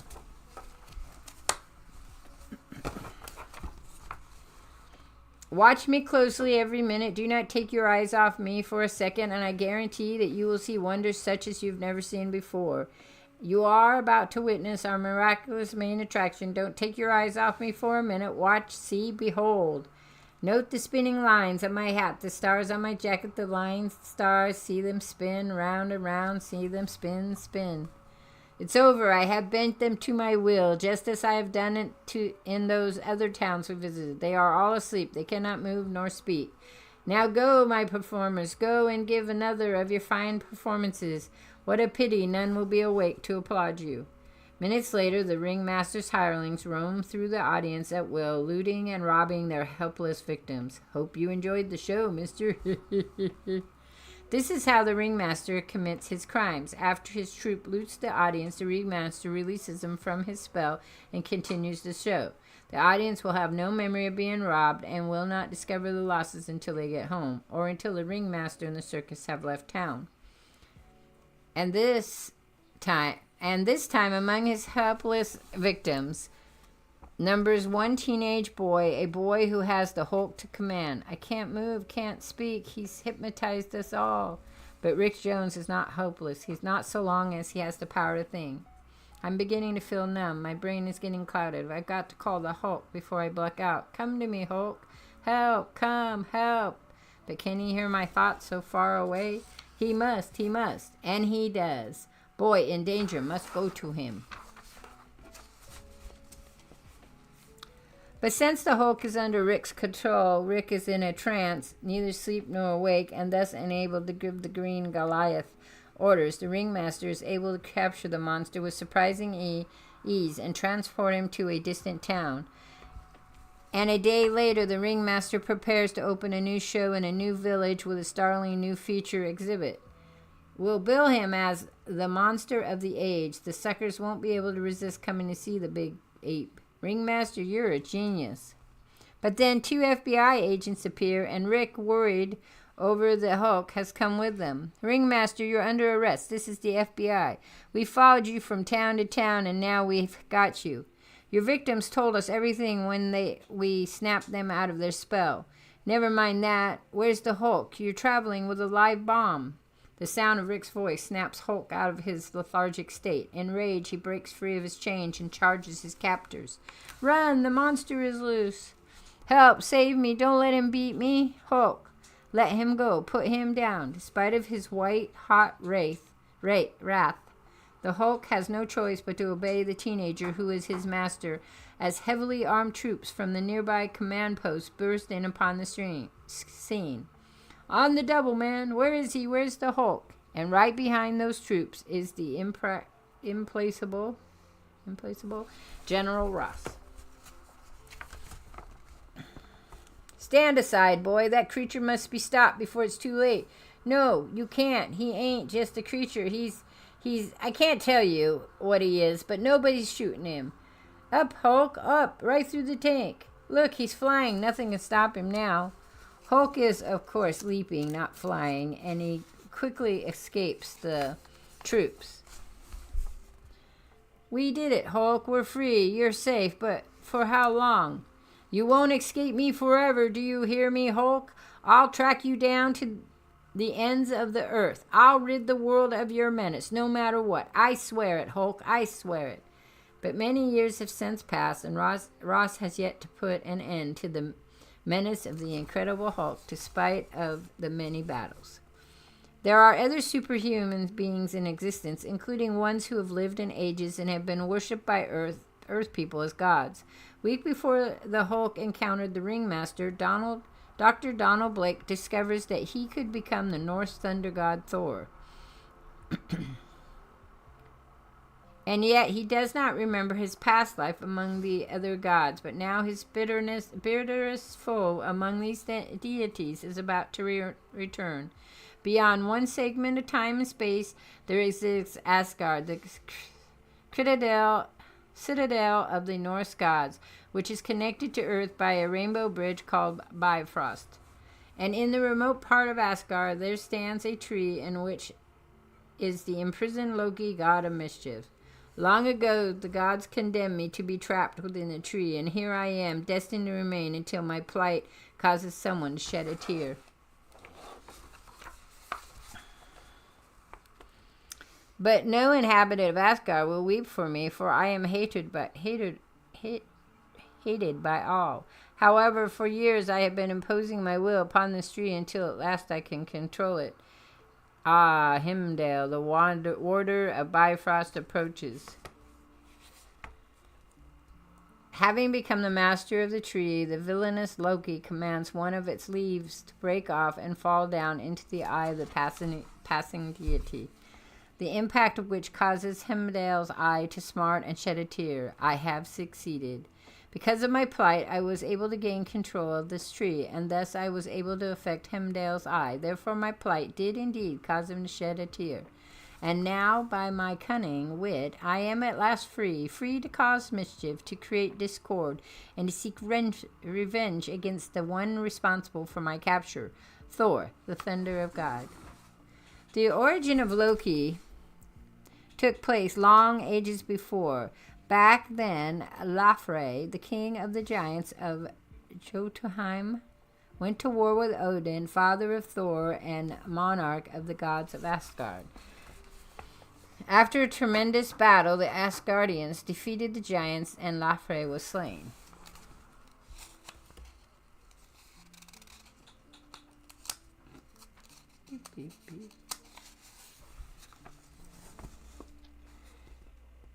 In exploring the giant's fortress, Odin discovered an infant hidden within a bundle. Of course, it is Loki, son of Lafre, the child he kept hidden, for his heart was filled with shame that Loki was not born a giant, as were the other offspring of Jotunheim. Loki, the very name has a ring of evil, the tinge of forbearing to it. Mayhap, but still he is a regal prince, son of a kingly father. I must accord him with his rightful due. Hear me, legions of Asgard, from this moment hence I proclaim Loki, son of Odin, half-brother to my well-beloved Thor. For better or for worse, Loki is forevermore an immortal of the Asgard. This I have proclaimed, so be it. So it was that Odin raised Loki alongside with young Thor, but even as a child, Loki resented Thor and the way everyone, including Odin, favored Thor over him. From early childhood on, Loki had studied the use of black magic, for which he had a natural affinity. One day, the young god secretly cast a spell during a tournament to destroy the weapon of Ular, whom Thor greatly admired. But Ular and others quickly deduced who was guilty. You know the rules about interfering with the tournament, Loki. Why do you speak only to my brother? We know that you would not have done so base a deed, young Thor. Yet Thor gallantly shared the blame, further winning the accuser's respect and Loki's enmity. It was a hate that would grow and grow with time. How they bow and scrape before him, giving him the due that should be mine. I cannot bear the sight. On behalf of Loki and myself, I crave your forgiveness, noble lords. Granted, young noblemen, you and Loki are free to depart. Blast him, he defeats me at everything. See how he rides, smiling a song on his lips, forever unbeaten. There's a bridge ahead, Loki. Faster, try harder. I'm racing away from you.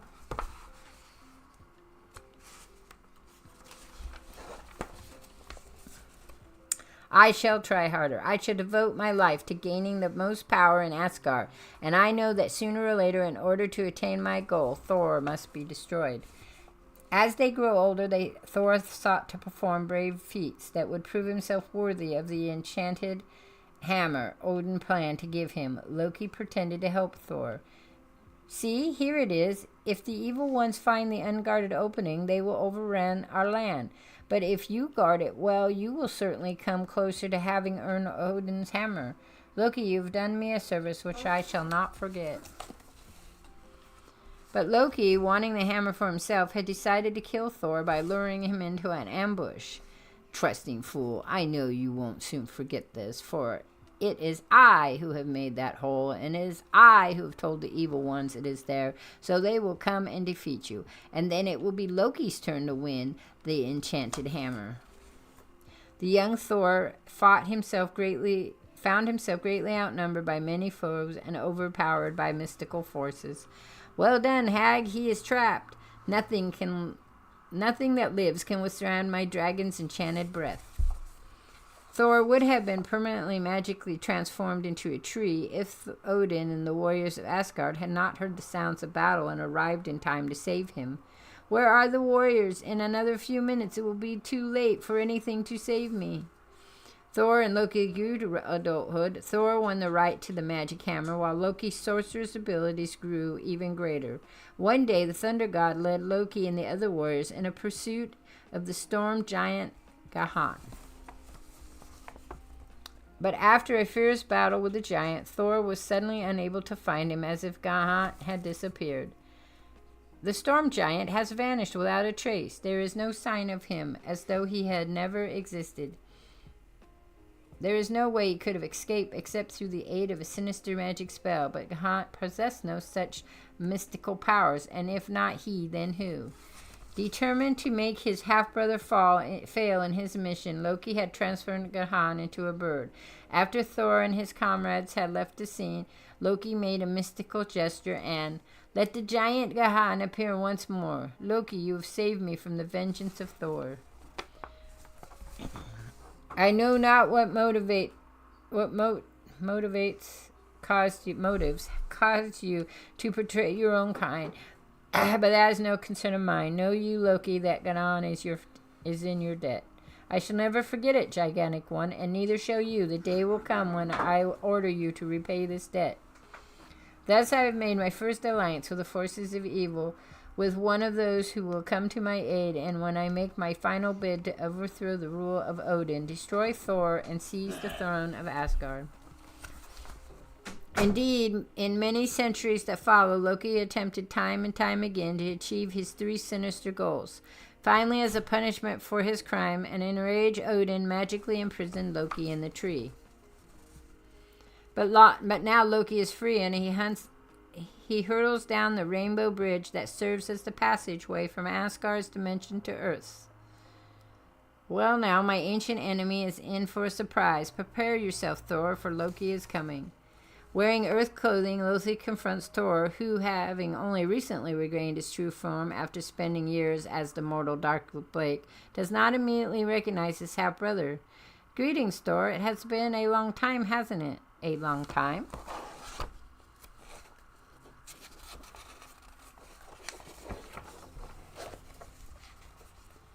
I see you do not remember me. Very well. Perhaps this will refresh your memory. How do you now do you recognize me? The god you imprisoned, the god who is your eternal enemy, who has come to earth seeking vengeance? Loki?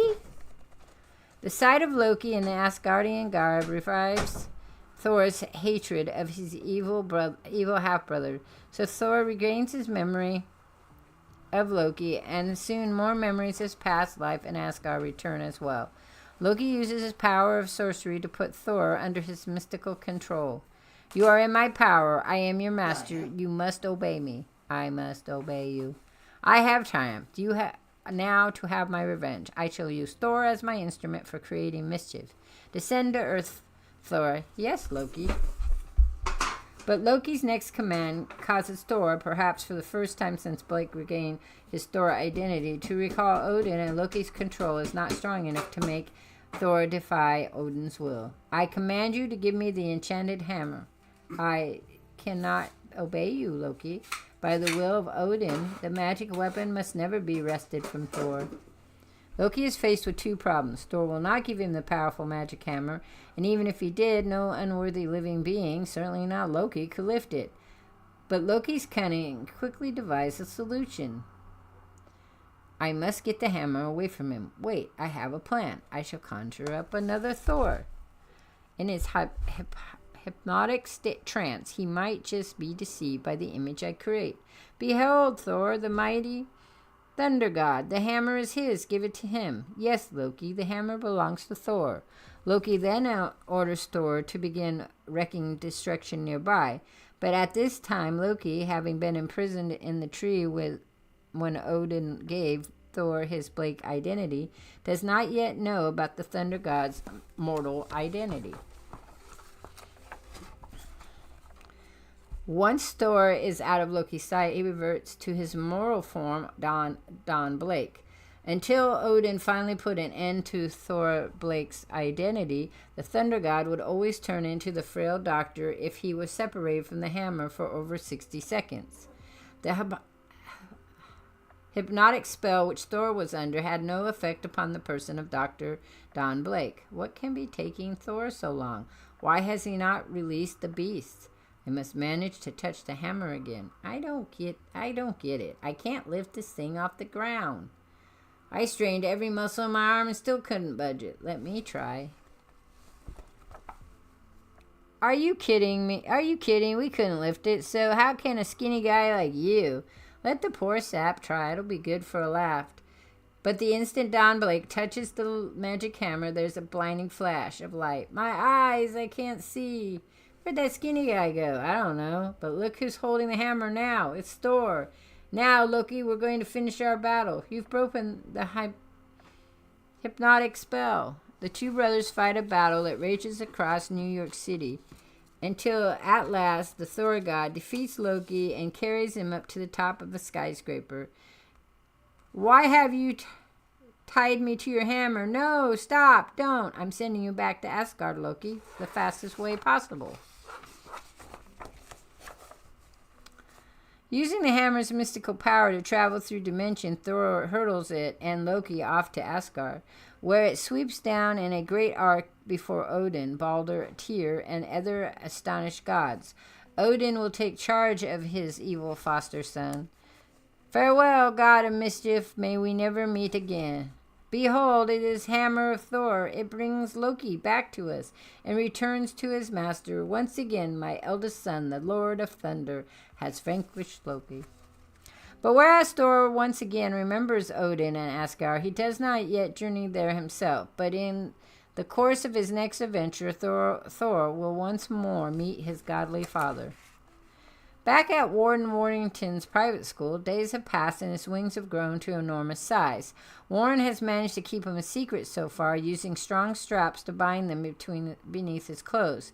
But he has had to isolate himself from other people at school to guard his secret. Dig those crazy wings. They're growing bigger every day. Man, this sure does make me something special. Yeah, especially lonely and especially miserable. Stop kidding yourself, chum. You're a freak. Hey, what's that smell? It smells like smoke. It is smoke. Gotta get out of here. Grab some clothes and scram. Oh, more trouble. The flames cut off the staircase. Got no choice now. Have to do it the hard way, out the window. I got some clothes dumped safely, but clothes don't have any bones in them. And I do. Okay, bones, hang loose, 'cause here we go. Hey, the wings, they were slowing my fall. And when I move them, I can fly.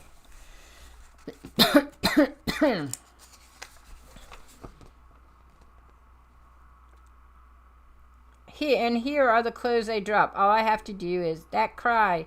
There are guys still trapped upstairs. I can fly a rope up to them, and I know just where to get one. The only trouble is they'll see these wings on me. Heck, this is no time to worry about my pride.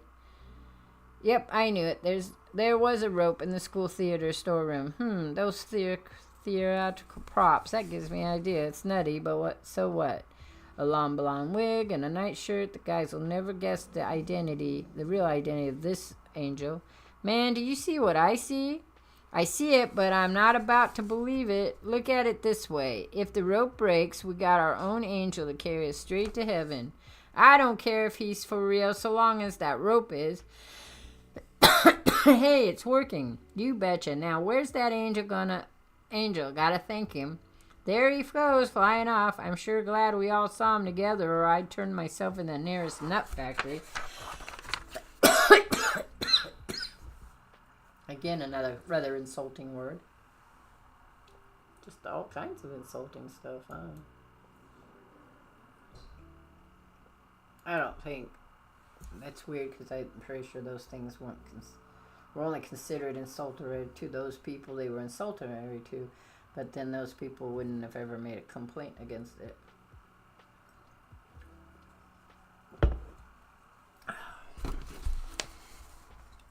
Well, everybody's checked in except Warren. Did anybody see him? He's over here, Headmaster, only he missed all the fun. You sure did. We got ourselves saved by a real live angel. How nice. And did Peter Rabbit and Chicken Little come to your party too?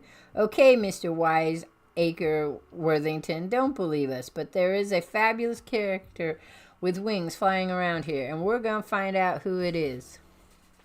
So it was that Warren Worthington, who is a superpower mutant, is inspired to begin a career as a superhero called Angel. And as the Angel, he would become one of the original X-Men who would soon join the Champions and would later join the Champions and the Defenders and still later become a founding member of a new team called X-Factor. Meanwhile, Dr. Henry Pym has changed his mind about never again using his shrinking serum to become the tiny superhero Ant-Man. Within a few weeks, Pym quickly becomes famous as Ant-Man for capturing various dangerous criminals while keeping his true identity secret. During this time, he also finds an easier method of changing size. I've developed my reducing and growth serum in a gas form. It makes it a lot easier to carry them with me. All I have to do now is release the reducing gas and inhale it through my filter. It's working. It's shrinking me to the size of an ant. Editor is not. As Henry Pym shrinks, so does his costume, which consists of unstable molecules that stretch and contract as his body does. Yeah, Marvel Universe was full of unstable material. Ant-Man also attracts the attention of the Soviets, who dispatch an agent to America to learn the secret of his size change. Comrade X reporting, Comrade, you are our best espionage agent. Thus, I have selected you to capture the Ant-Man and learn how he is able to change size. But Ant-Man learns that the dangerous master spy has come to the United States. Using a cybernetic helmet to lead a small army of ants, the Ant-Man tracks Commander X down. There's the freighter. Let's board her. Weeks ago, the Ant-Man learned that he retains all the strength he has in his normal side when he shrinks himself. This fact enables him to capture Comrade X and turn him over to the authorities. Oh! Turning our attention back to the Fantastic Four, we see that the quartet does not stay at peace for very long after escaping destruction at Doctor Doom's hands. Shortly after Ant-Man's defeat of the Soviet foe, the FF encounter a robot that was sent to bring them to the planet Xanth, also known as Planet X. Heed my words, puny Earthlings. I have traveled many light years to find you and to bring you a message for Kuguro, Master of Xanth. Motivated primarily by the curiosity, the FF leader, Reed Richards, decides to accept the robot's request for help, so the team leaves Earth and the robot's starship. After a faster-than-light journey through subspace, the Fantastic Four arrive on the planet Zath in the Jatskan star system. There they brought before Xanth's directorial leader, Kuguro. My mission is ended, Master. I have brought the Fantastic Four. Good.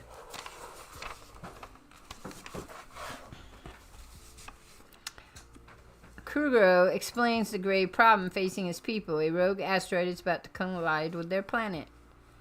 There is our problem. A runaway asteroid streaking through the skies about to strike Xanth. And if you, with all your knowledge and powers, cannot find a way to save us, then we will perish together. Reed, what do we do? There's no way to stop a racing asteroid. I knew we shouldn't have come, but nobody listened to me. We're all doomed. Wait, why can't everybody escape in spaceships? Because although we have secret of space travel, we have never cared to visit other worlds, and so only 2 large ships have been built. What good are they when the population of Xanth is 5 billion inhabitants? But the ever-resourceful Reed Richards succeed in finding a solution. Richards, the only scientist whom the Ant-Man has entrusted with the secret of his reducing formula. Now Reed recreates the reducing gas that Ant-Man himself has only recently developed. Here is the thing that will save us all. It is a vial filled with medicine gas. Reducing gas. Reducing gas? What nonsense is this? Is that? The Earthling has asked us to volunteer so he may demonstrate. Watch, Kuro, and you'll see what nonsense this is. That's incredible, but what use are such elaborate parlor tricks? How will this save Zath? The answer is simple. Once the entire population of Zath is reduced inside, they can all fit aboard one of the large spaceships. Richard's plan is implemented, and the Zathanians prepare to take off for a new homeworld, while the Fantastic Four escape to Earth in the other spaceship. But Kuro's lust for power gets the better of him just before his fellow Xanthians blast off. Why should I share this enlarging gas with others? I am the master. When we reach a new planet, I shall be the only one who grows back to normal size. Well, that won't help him much, will it? Maddened by the savage dreams of power, Kuro lags behind the others, clutching his valuable prize as Xanth crumbles about him. I can't let go of the enlarging gas. I can't. Wait, I can't run to the ship. I can't leave the enlarging gas. I can't give up my dreams of absolute power. Wait, your master commands you. Wait. But Kuro's cries are drowned out by the rocket's roar as 5 billion living beings minus 1 streak towards a new home and a new life. I'm your master. Do you hear me? Your master. The Xanthians successfully escape and will resettle on another planet they call New Xanth in another solar system. Kugo will miraculously survive what seems like a certain death, and years later will menace the Thing, but again meet defeat. Another member of the Fantastic Four, Johnny Storm, the teenage Human Torch, begins a solo career as a crime fighter soon after the team returns to Earth. The Torch's first major success is in using his flame power to capture a Soviet spy called the Destroyer. There he is, the Russians' contact man, the Destroyer. Get him. Yes, it is I, but you will never take me alive. As for you, Torch, your days of meddling are over. That's what you think, mister. My gun, it's melting. A new cameraman comes along with the Torch and records the Destroyer's defeat on film. Much of America's public thrills to see the new superheroes such as the Torch in action, and soon the film of Torch's victory is ever being showed in movie theaters. And when the Destroyer was caught, he tried to shoot his way to freedom, but the Torch melted his gun before he could even fire it. Boy, I bet there's nobody who can beat the Torch. That fire guy is the greatest crime fighter in the world.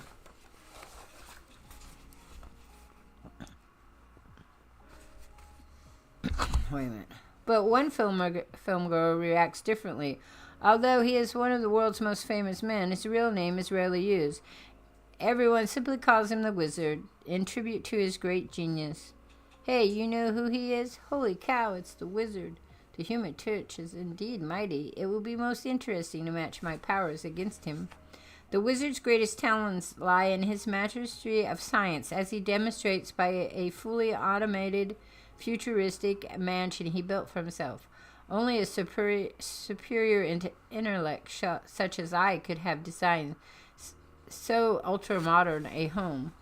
But the wizard is also a showman who delights in dazzling the public with exhibits of his many intelligent talents, from inventing to chess to stage magic.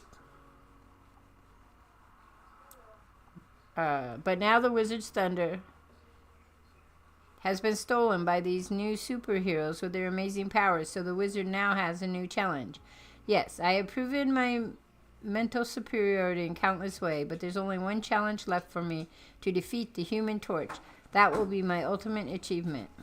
First, the wizard announced he plans to test his new nuclear-powered borer ship for tunneling underground. What kind of drill is that? It's a new atomic power type. The wizard built it just for this project. Look, he's starting to dig. But then the wizard takes placing himself in danger, intending that this Human Torch be summoned to rescue him. Good Lord, the supports have broken. The wizard's trapped down there. Thank heavens you came. In another couple of minutes, I would have collapsed from lack of oxygen. Of course, the wizard has plenty of air and supplies with him, but when the torch melts away underground to save him, the wizard pretends to be near death. In seeming gratitude, the wizard invites the torch to his mansion. There, while showing the torch, one of his inventions, the wizard springs his trap, drenching the torch in a solution that extinguishes most of his flame. What? And now, torch, you're mine. Ha ha ha. The wizard locks the helpless torch in an asbestos walled room and reveals his plan to use his scientific wizardry to impersonate the torch and frame him as a criminal. You must have flipped your cork. You can't keep me in here. Open up. It's useless to protest. I am your mental superior, and I'm going to defeat you. Nothing can stop me. Nothing. He's leaving, and there's not a thing we can do to stop him. I never thought I'd see the day when the Human Torch would turn a bank robber. It's going perfectly so far. Once he thus ruins the torch's reputation, the wizard believes it will no longer eclipse his own. But the wizard has underestimated the torch's power, and Johnny is finally able to increase his flame enough to burn his way out of the cell. Now my flame is intense enough to burn through the asbestos. I'm sorry, I can't say it. I just said it, but I'm free. The torch confronts the wizard at the scientist's house, confident that he knows all about the torch's power. The wizard mockingly challenges him. I'm going to further prove my superiority by giving you a chance to save yourself, but you will not take it. In my hand, I hold several photographs. They are photos of me getting into my fire costume and flaming. They are proof I am impersonating you. But the only way you can get these pictures is by using your flame to kill me, and I know you will not do that. Such a weird stuff they come up with of this time period.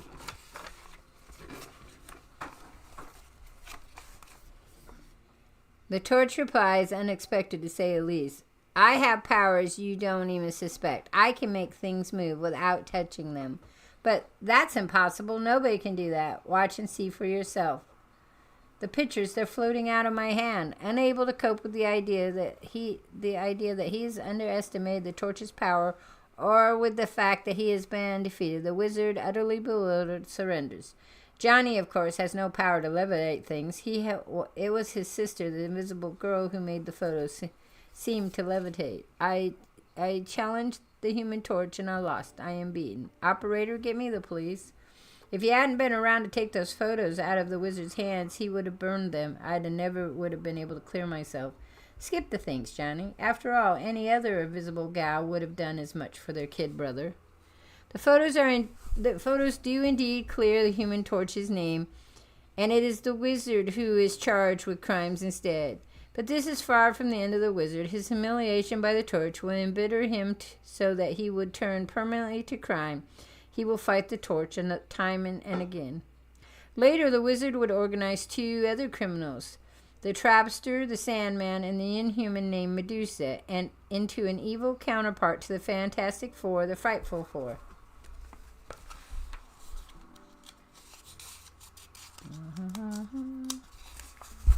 So he could win. Better stuff. The scene now shifts to New York State, Nassau County, at a time shortly after the Wizard's first defeat, where the high school student Bobby Drake and his date have just seen one of their favorite old movies at the local theater. I just never get tired of West Side Story, Bobby, even though this makes the 3rd time I've seen it. Yeah, that Natalie Wood is something else. But I can't deny that seeing it with you made it even better, Judy. You know, even though we've only dated a few times and I already feel I know you better than anyone, it's like you're the only person in the world who really matters to me. Bobby, are you trying to say that you're in love with me? But alas, we are never to know Bobby Drake's answer, for at that precise instant, Bobby, look out! Oh, get him, guys! We have to We've got to have us some kicks, huh? Hey, not so rough, Bug-Eye. Leave something for me to fight. After all, the idea of this thing is for us to show Miss Harum just who the real man around here is. Rocky Beasley, I should have guessed. Hey, Rock, don't that sound like an insult? You reckon this punk wants to fight you? Well, if he does, I'm just the man to crush his skull for him.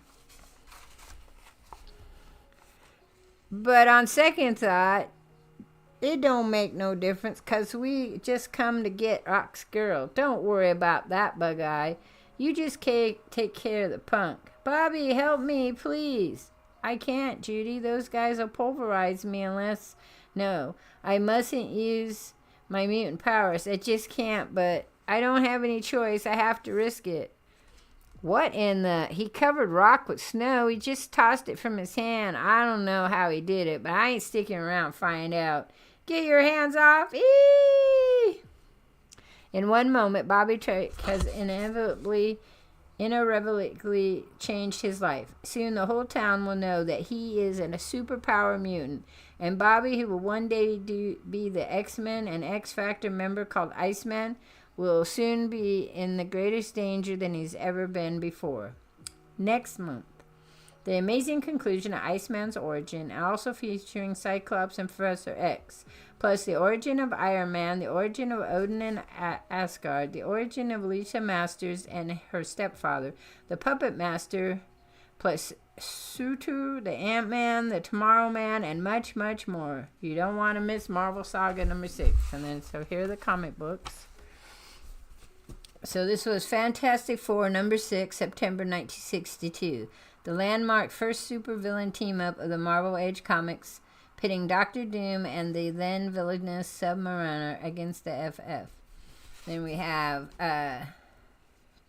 the first Marvel Age encounter with his evil half-brother Thrilled, Comic Book Dome, and the Journey into the Mystery, number 85, October 1962. That was Thor and Loki. And then this one is The Incredible Hulk,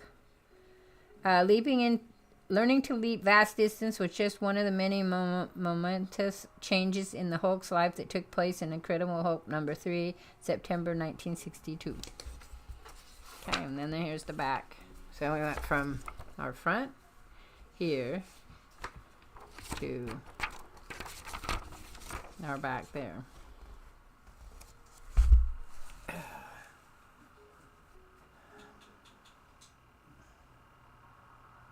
And I apologize. I can't read real well anymore. And sometimes I can't sound words out very well. They just get stuck in my brain.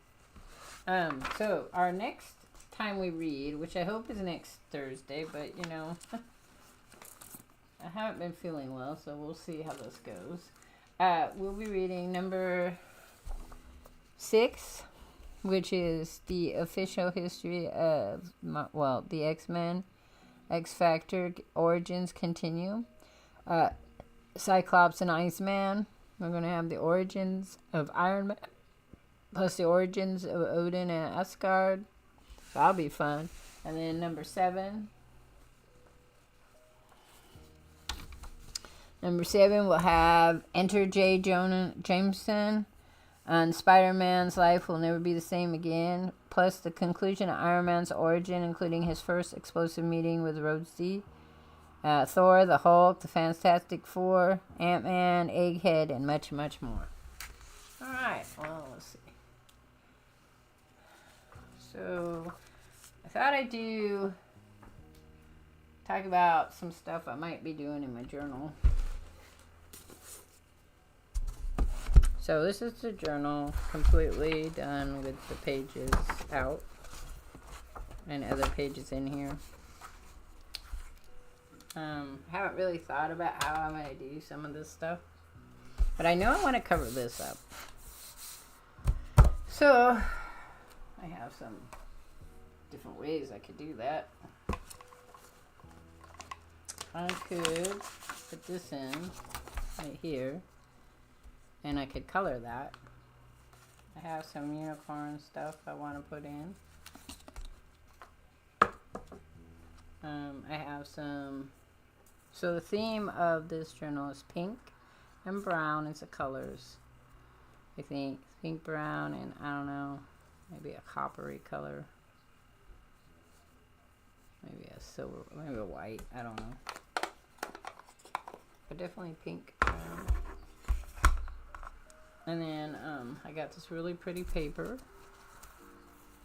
And then I have some stencils I could put stuff on. And I got this pretty paper that I got for a while back that has roses on it. So I'm going to open that up so I can take a look at it. So it'll be a minute. It'll be a minute. Oh.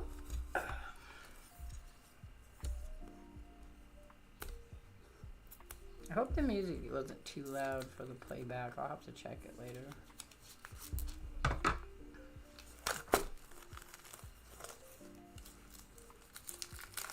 I don't know if I have my fabric stuff in here though. I think I do.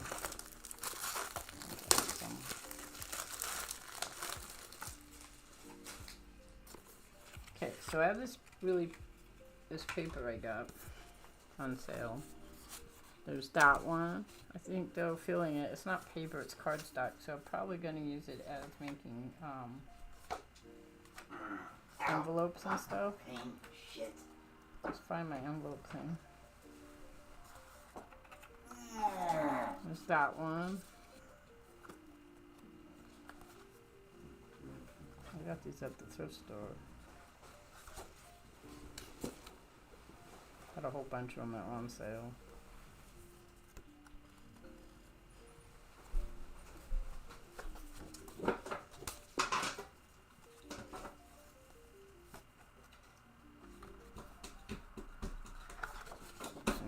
So those are the colors.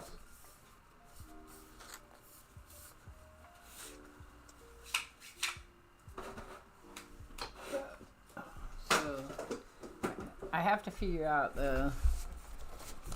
if I want to use, I think I want to use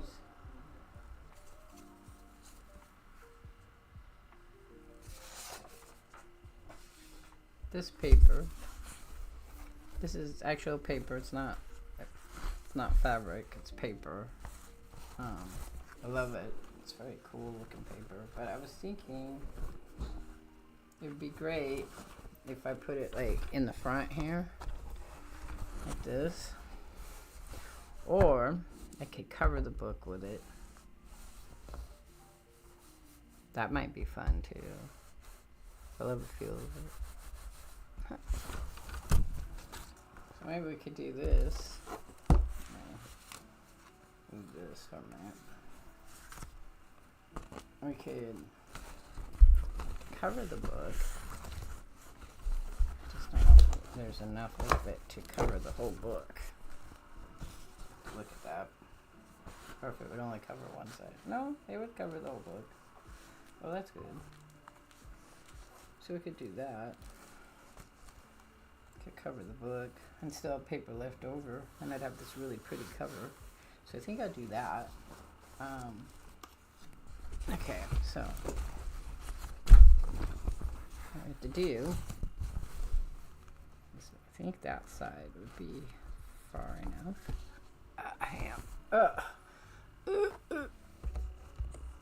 Okay, so I have Fabric Tech, which helps you take things that are like fabric and stick them on other things. So I'm going to use that. I don't know if it's been open yet because it looks like a brand new bottle. So undo that. I have to get my card out.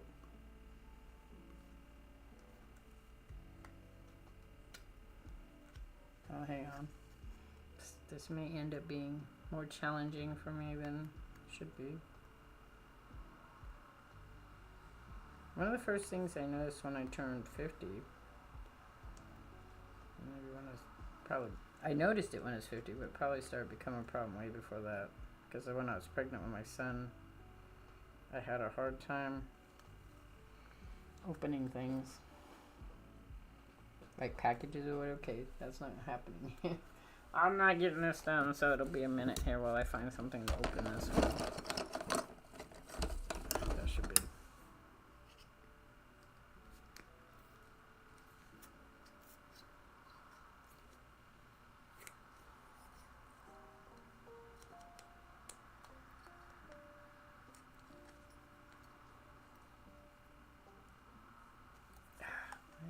It's not gonna come up at all. There we go. Usually if I get started, I'm good, but this was tough. I didn't even want to come up on it. I hate to smell the fat. This is not my favorite glue. My favorite glue is in the gold brown Annie's or Tiffany's or something like that. I can't remember the name of it. Okay. Alright, so we're gonna glue this edge right here.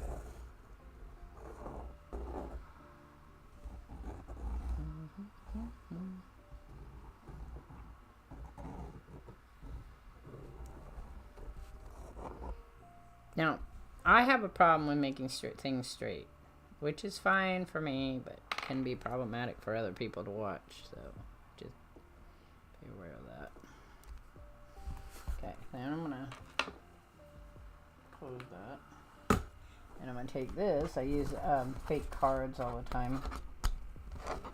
People give me cards. Maybe I'll use it because it doesn't want to come up off the... Oh man, I'm having problems with my hands today.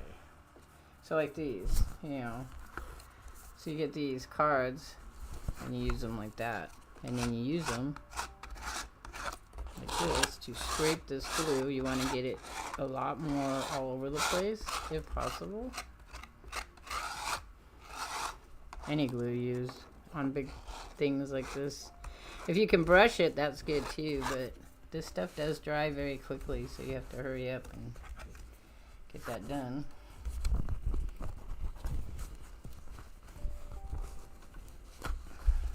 Come on.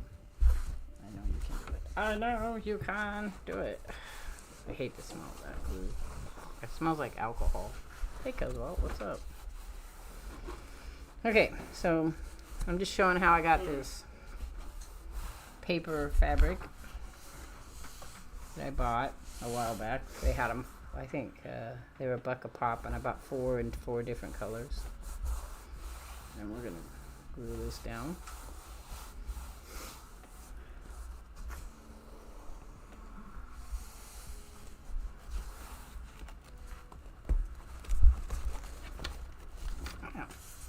I gotta do a part you won't see because I can't do it in front of the camera. I'm gonna do the spine real quick.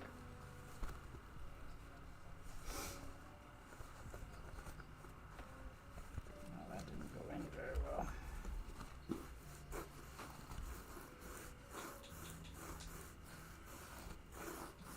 I'm squeezing the spine at the moment.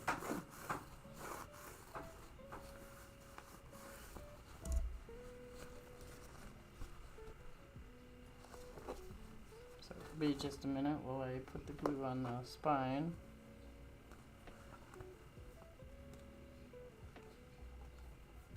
How's your evening been? Because, well, we just finished reading comic books.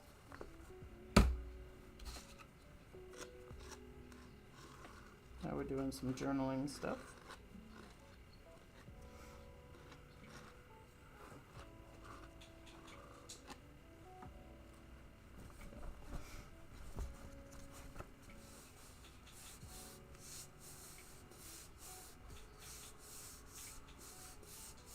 I have such a hard time with glue.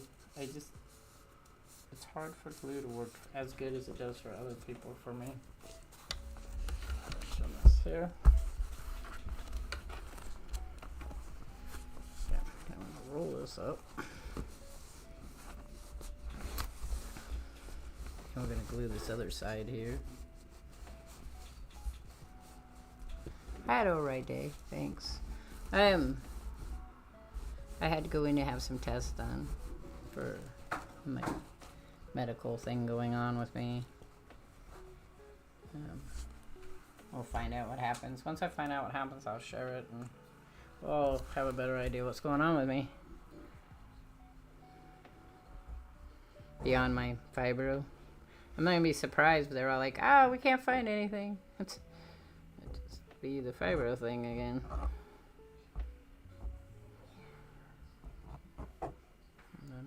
Worry about it till it's something to worry about, I guess. Today's a tiring day. I haven't had any caffeine. I'm doing quit the caffeine for a little bit, so.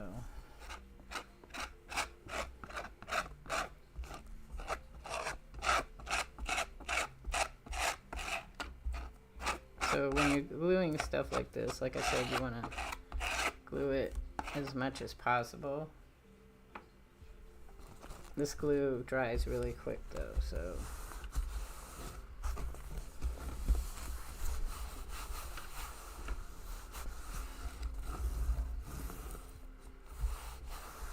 So the plus of using a book or a magazine is that you already have an established spine. You do not have to put your signatures in. So that's always good. It's always good to spend time with your family. Hope you had a good time with it. Okay. So, like I said, I love the feel of this. This is very paper-like feel. But it is a paper, not a fabric. I have rice paper that does that too, that I make in things sometimes. I like the embossing on this is really nice too, because you can kind of feel it. The theme of this journal is going to be pink and brown are the colors, and I'm thinking maybe a silver. Silver really goes well as the metal highlight, and I'm gonna fill it up things that I like: roses, ravens, or crows, foxes. So next Tuesday, I'm gonna color this. I've been working on these. This is just a scrapbook paper, and I'm using alcohol inks on it to color it up. And then I might either cut them out and use them as an inside picture, or cut them each individually. I haven't decided. This one, probably color it. I have to figure out how I'm going to color it. I haven't seen Feely Boy in about 3 streams now. So I messaged him. He was having problems with Facebook, he said. I hope he didn't have problems with his Discord or anything. Alright, so.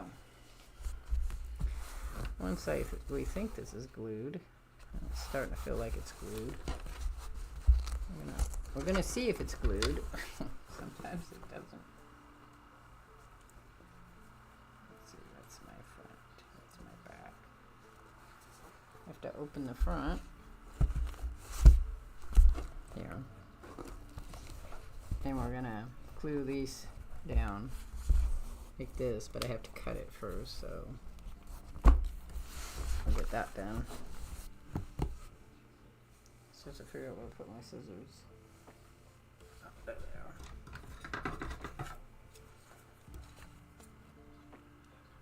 Still starting to snow there?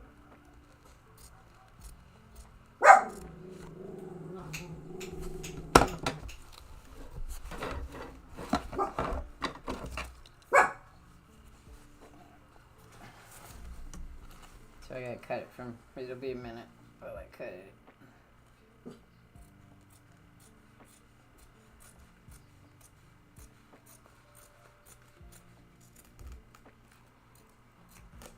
So I'll probably use this to decorate something else.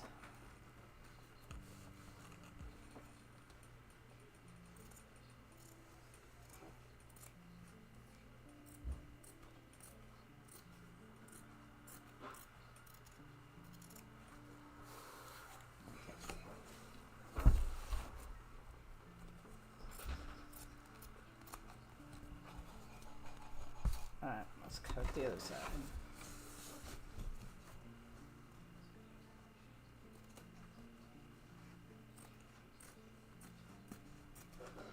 And you could use a guillotine cutter, which is a bigger cutter. I don't find that they cut the fabric like this really light stuff well sometimes. But you could use that to help you cut straighter lines. Since this is for me, I'm not really worried about it. It's more about the decorating of it than it is about the perfection. Okay, now I've got to cut this part.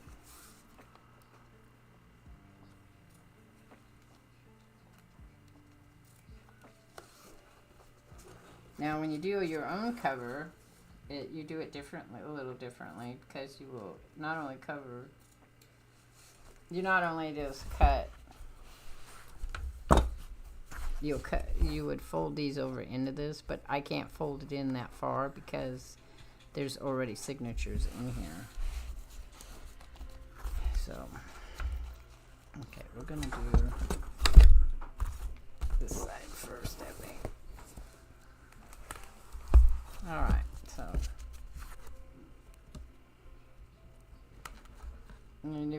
you fold it in.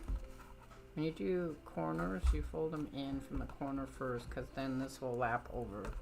And as you see, I didn't get a really great cut there, but it's fine. And then this will cut over here like this. See? I will trim this and tuck it in there, probably. We'll see.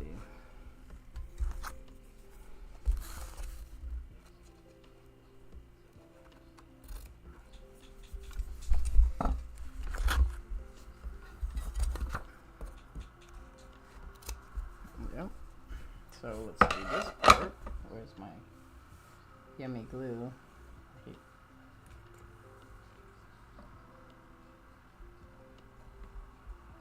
It is a really strong glue, though.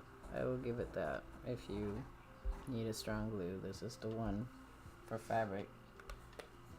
It sometimes doesn't work well with paper.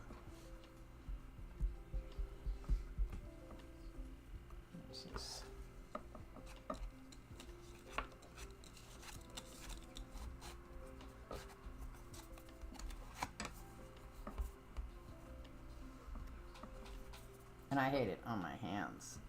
It's not, it's nice and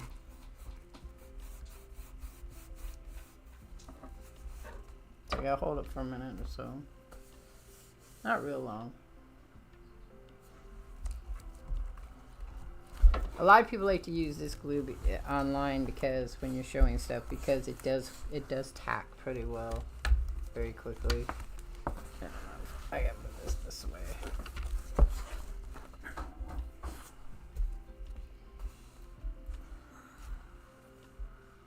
It's much more expensive than my other glue, which I guess makes sense because it does work so well.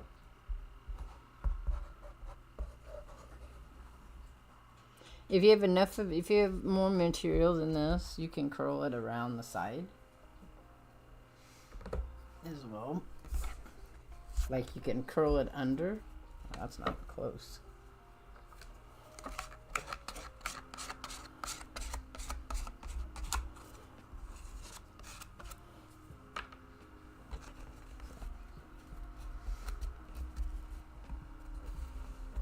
You can buy or make, maybe I'll make some. You can make corners out of felt to hold your fabric in.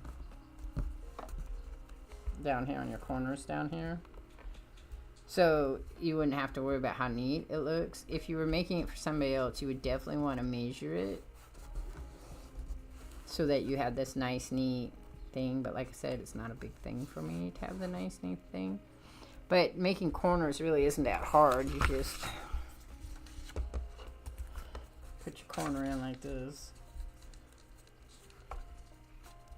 And you do the same thing, only you make sure that you go as far down as you want, and then you pull this up. You can fold it like that. I don't think you guys can see it.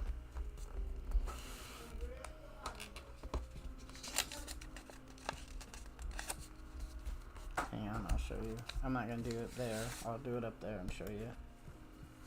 But they're not that difficult to make.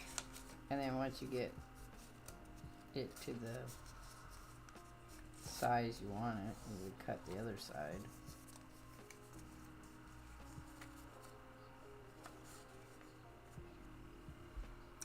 Where'd my scissors go again?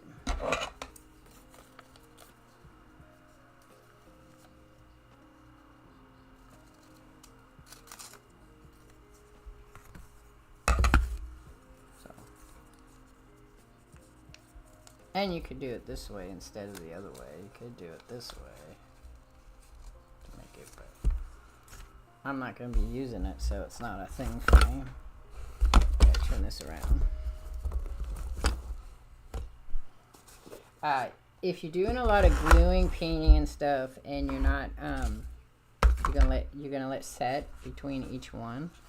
You will want to have wax paper. Works the best for that. Let's see if I can get that to.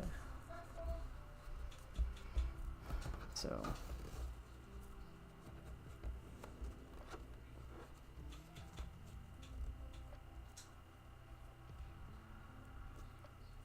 I forgot to do it this way. I always do. I always forget the one. I should glue it first, but I never do it. I always forget. It's one of my bad habits when I'm making covers. I always forget to do that. Just me.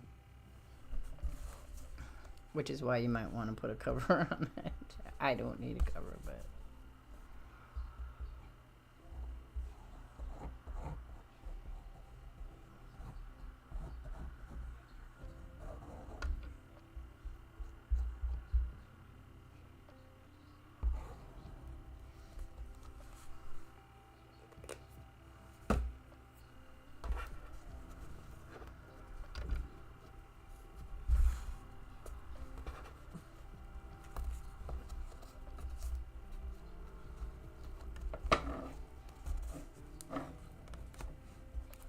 What I should have showed you is before I put it up here, I should have showed you how you could fold it under so that it would help with your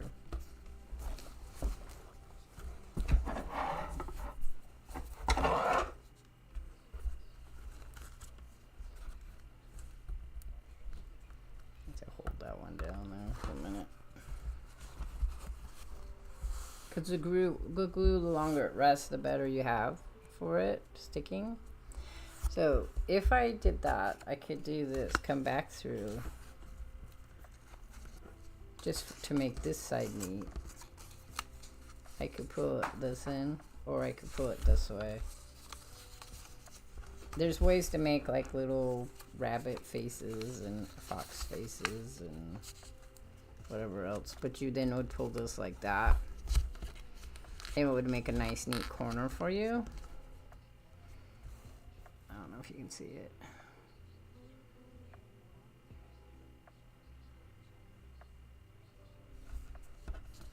Same. But there's ways to make it so it has like little animal faces or whatever on it, and then that's what it would. Then you could fix it on this side too, however you want to make it look. It wouldn't have to be. It wouldn't have to be like just plain like this. You could tuck this in or pull it back here like that.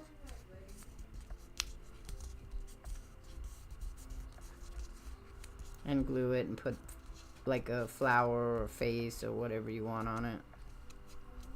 and that'll hold your ends in on these corners, so that they, if you feel like they're not gonna hold well. Glue? No. Depends on what I'm using it for. If I'm doing just journal like stuff, I like Scotch. So Scotch's glue pen is one of my favorite ones to use if I'm just doing like paperwork, or if I'm, this is also Craft Bond, the extra strength. That one works really nice for just doing paper like this. If I wanted to glue this on, if I decide this is what I wanted to do, right, I would glue this and then glue this down here and maybe put some pretty little whatevers on it. I'm right now using, for some of the stronger bond, is this one here, Beacon. It's fabric top, but this is not my favorite glue to use. The glue that I use for the ones I build out there, I didn't bring a set in, but I just bought some handy sets to use in here. I just didn't put them in here yet. And that's like Annie's something. I don't remember the actual name of it. I'd have to go get me my glue to show you. I think I put it in there. I'm just making sure it's not in one of my pockets there. I don't think it is. Oh.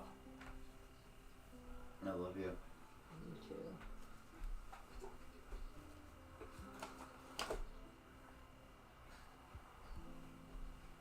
You know.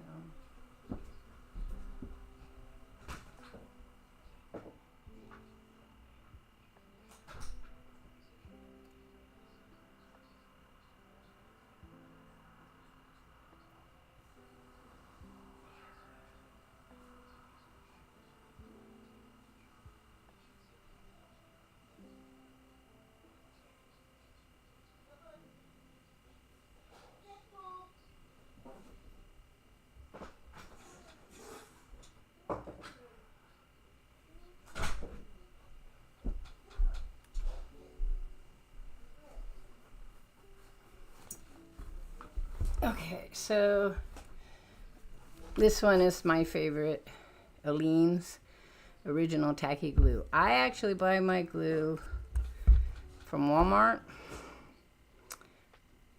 If I see them on sale at craft store, I'll buy these. I just bought a bunch of these for $4. The smaller ones, though, they were this size.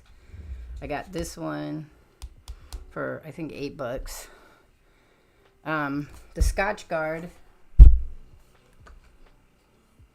The Scotch Guard here, you can buy this off of, I buy this off of Amazon. Or if I see it in the store on sale, I think I got a set from Fred Meyer's.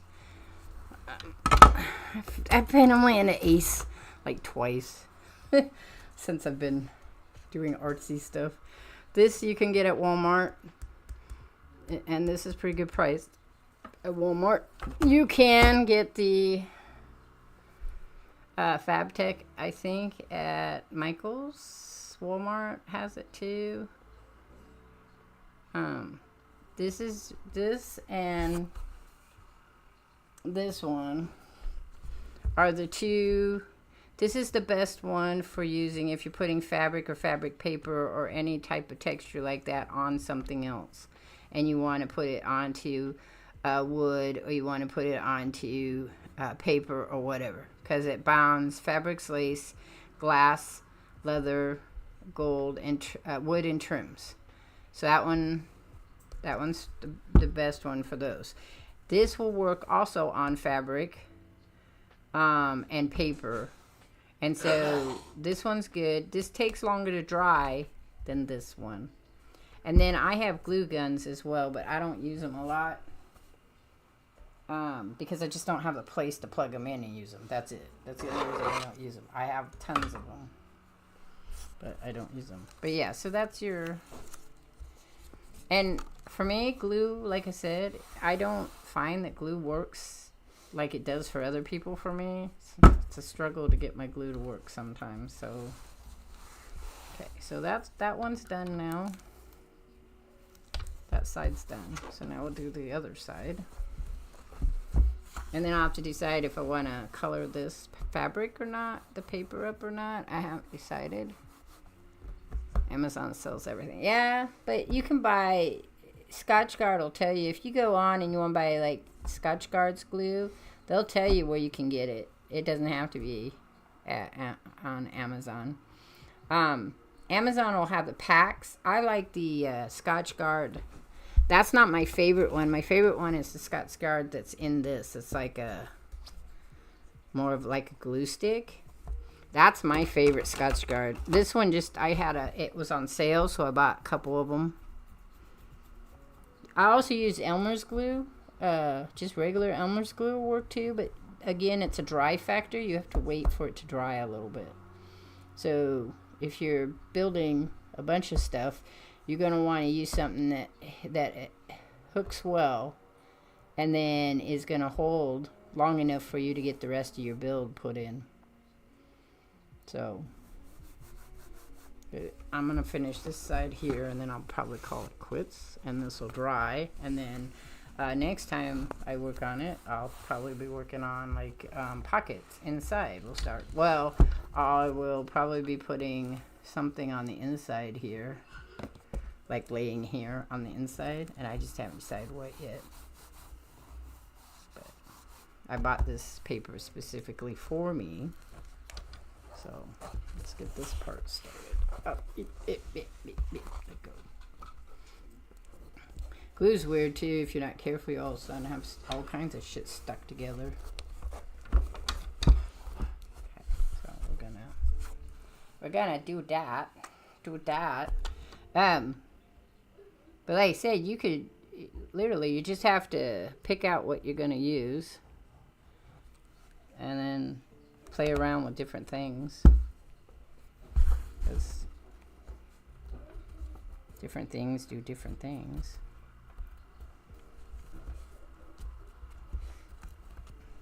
This glue, like I said, this glue doesn't hold fast quickly. It will dry, but it doesn't.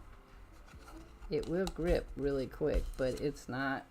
You have to hold it for a little bit.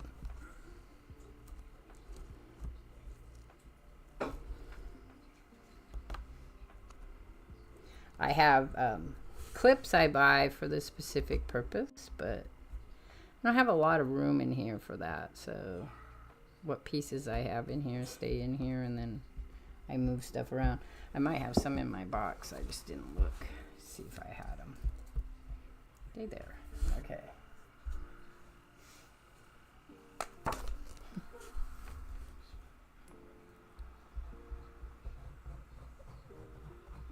But you could, if you cared and you wanted a really neat looking surface on here, you just roll your fabric up a little bit before you put it down.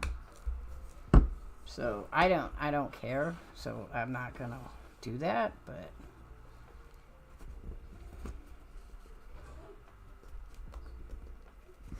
if I wanted a fancier edge, that I might do that.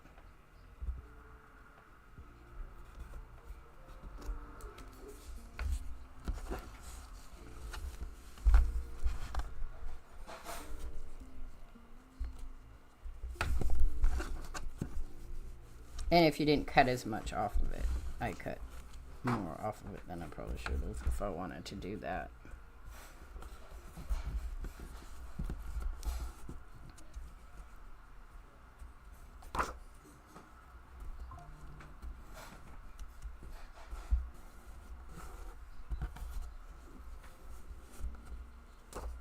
If you use a magazine though, and you want to put a different cover on your magazine, so you pulled it apart and you left the front cover, you could use cardstock first and glue that cardstock on like this.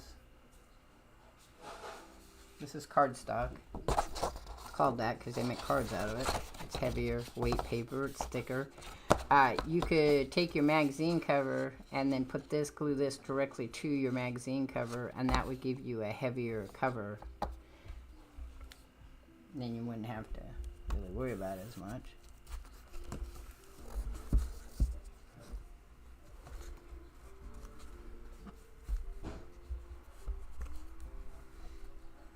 But you could use a glue gun. I mean, I've watched people use lots of glue guns when they're doing this because they like them.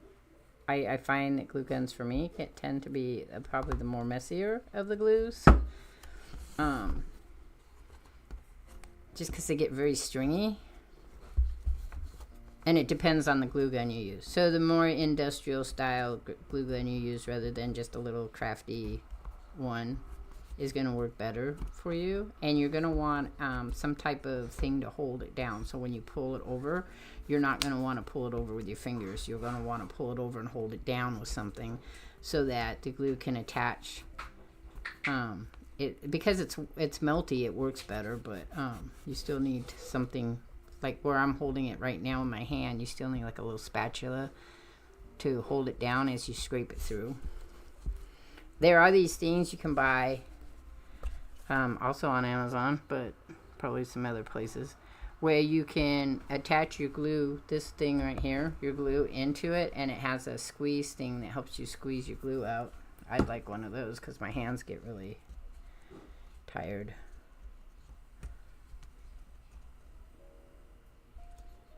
Okay, so that is done. We'll just have to work on the spine parts, which are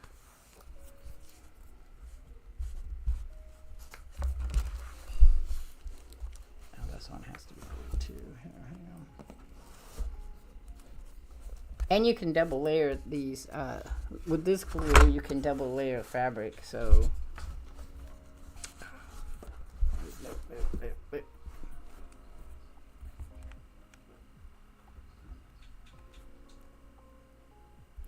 I was thinking I might take some classes in printmaking down the road here when I'm feeling better. That would be fun. Do some silk screen. I've only done a little bit of silk screening. Okay.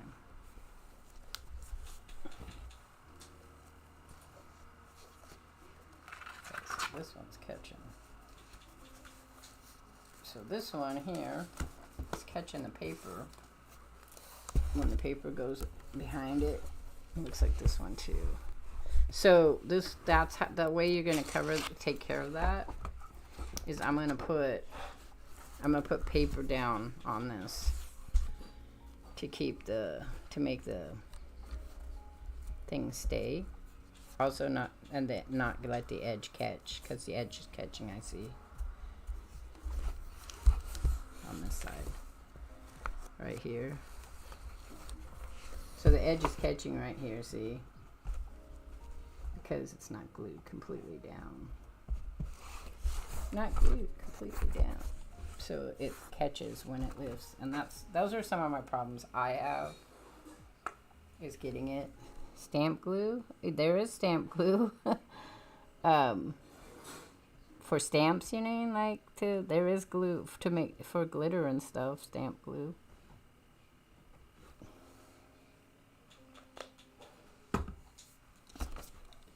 There's all kinds of glue.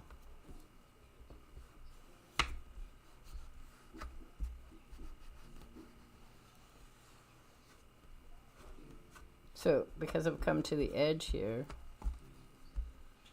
I'm using this thing right here, which is helping me squish the glue out. See? I don't know if you guys can see that, so, alright, so, because I wanted that glue closer to that edge, I used this. Yeah, the stamp glue is for embossing and glitter and a couple other things. Okay, so I used this. And that pushed that glue out to hopefully seal that seal in. But now it's wet right there, so I have to be careful about putting my pages down because I don't want them to stick. And I don't have any stuff in here at the moment for that. So the same thing I'm going to do over here. Hopefully that's not going to stick. I don't see that where it's sticking on this side though. Seems to be pretty good. Okay, we'll let it go. So I'm hoping that's going to work for that. And that means I've done on that. And then the next time I come back, I will glue these, which I cut them into a triangle, and we stick them down in the little, so you can see it right here. You stick it right, you lay it right here. It just lays right on this part right here. If you see that right there. So it just lays right there. See, that's what this one, this covering, the original covering, that's what they did right there. It goes on right there, and then they sewed in when they glue in the signatures. And then same thing on this side. Oops, let me smack you. Same thing here. We'll cut this down really small. It'll get down really small, and I'll just glue it right there, and then the rest of that's coming off.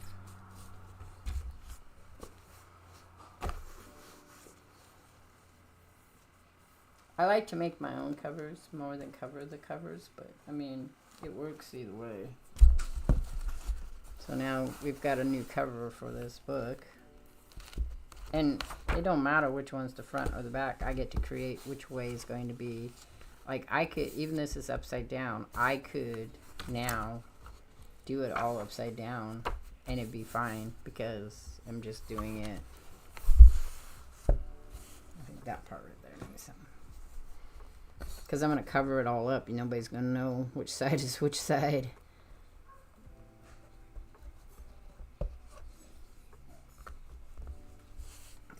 I'm going to paint it. Paint some of the pages. I'm going to, like I said, this one here, it's going to go like right there. So that will cover up a bit of it. Or those roses I did. Same thing. I'll cut them down and stick them in there once I get them done. And this is going to be my journal, so it's going to be filled with things I want to put in it, not other people's things. I'll be doing pockets too, and envelope pockets. I have to find my envelope stuff. I think it's in here. So I have to dig stuff out. Do it, but that's it for tonight. I'll be back maybe tomorrow afternoon if I'm feeling up to it. And play some more Dragon Age, I think. Or Astroneer, I don't know which one. I want to revisit Astroneer again. Because I'm getting closer to stuff. But anyway, I'll catch you all on the flip side. Thanks, Cuz Walt, for dropping by, saying hi. I'm glad you had a good night. I'm out of here. Peace.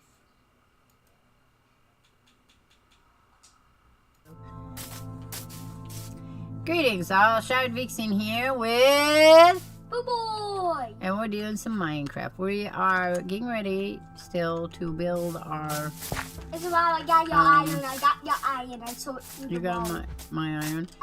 We're I trying to saw it build through the our get wall. ready to build our castle. I So saw it through the wall. what are you giving me? Stop giving me things. You're just supposed to do your stuff. What is your job in the castle making? Do you remember? Do you remember what your job is? I wanted to. Did you steal my iron? You did. I saw it through the wall. I That's saw what you it- were saying. Look, I saw it through the Uh-huh. wall. Look, Dogs are barking. I know. I don't. Hey! Chargo! Chargo, come. Chargo, come. Hey, there's a dead sheep. Okay, what is your job? I gave you a job. Do you remember what your job was? No. Okay, your job is to decide, after I decide the boundaries, close the door behind you so the creatures don't come after us. They're called mobs. Yeah, so the mobs don't come after us, alright? So here's what you're supposed to do. You're supposed to build a cattle. Did you steal my food that I'm making? No. You did. I didn't. Oh. I was trying to make. You can keep the iron. That's fine. I didn't make that. Oh no, I wanted that. I don't know what to get. I have to get some iron sword. Okay, so here's the deal. I think it's- Listen. You are the rancher, the animal keeper, the stables. You need to build fences near here that will have cows and sheep in them so we can get wool, right? Oh, yeah, I can make a scene. Pigs for food if you want. I'm gonna make some pigs so we... You need to not get in my way, Why though. adorable? I'm gonna make... This is gonna be where I, cows are supposed to be. Okay, milk. We can have milk. Oh, God, it's a quick book. Yes, close the doors and stay away from the sides. We don't need them blowing us up. I can kill this You creeper. can go, no, you can go down and mine. If you're going to kill the creeper, you need to go, there's a secret way out. Do you want to know where it's at? Yeah. Remember? Near your maze. Yep, no, go back. Turn around. There you go. You can go down there. I've never seen this. No, not that way. There's another way. Go back up. There should be a door up there. Oh, we can make a back door. Well, you said there's a secret door. Maybe it's somewhere else. No, it takes you to the canyon that's behind the house. But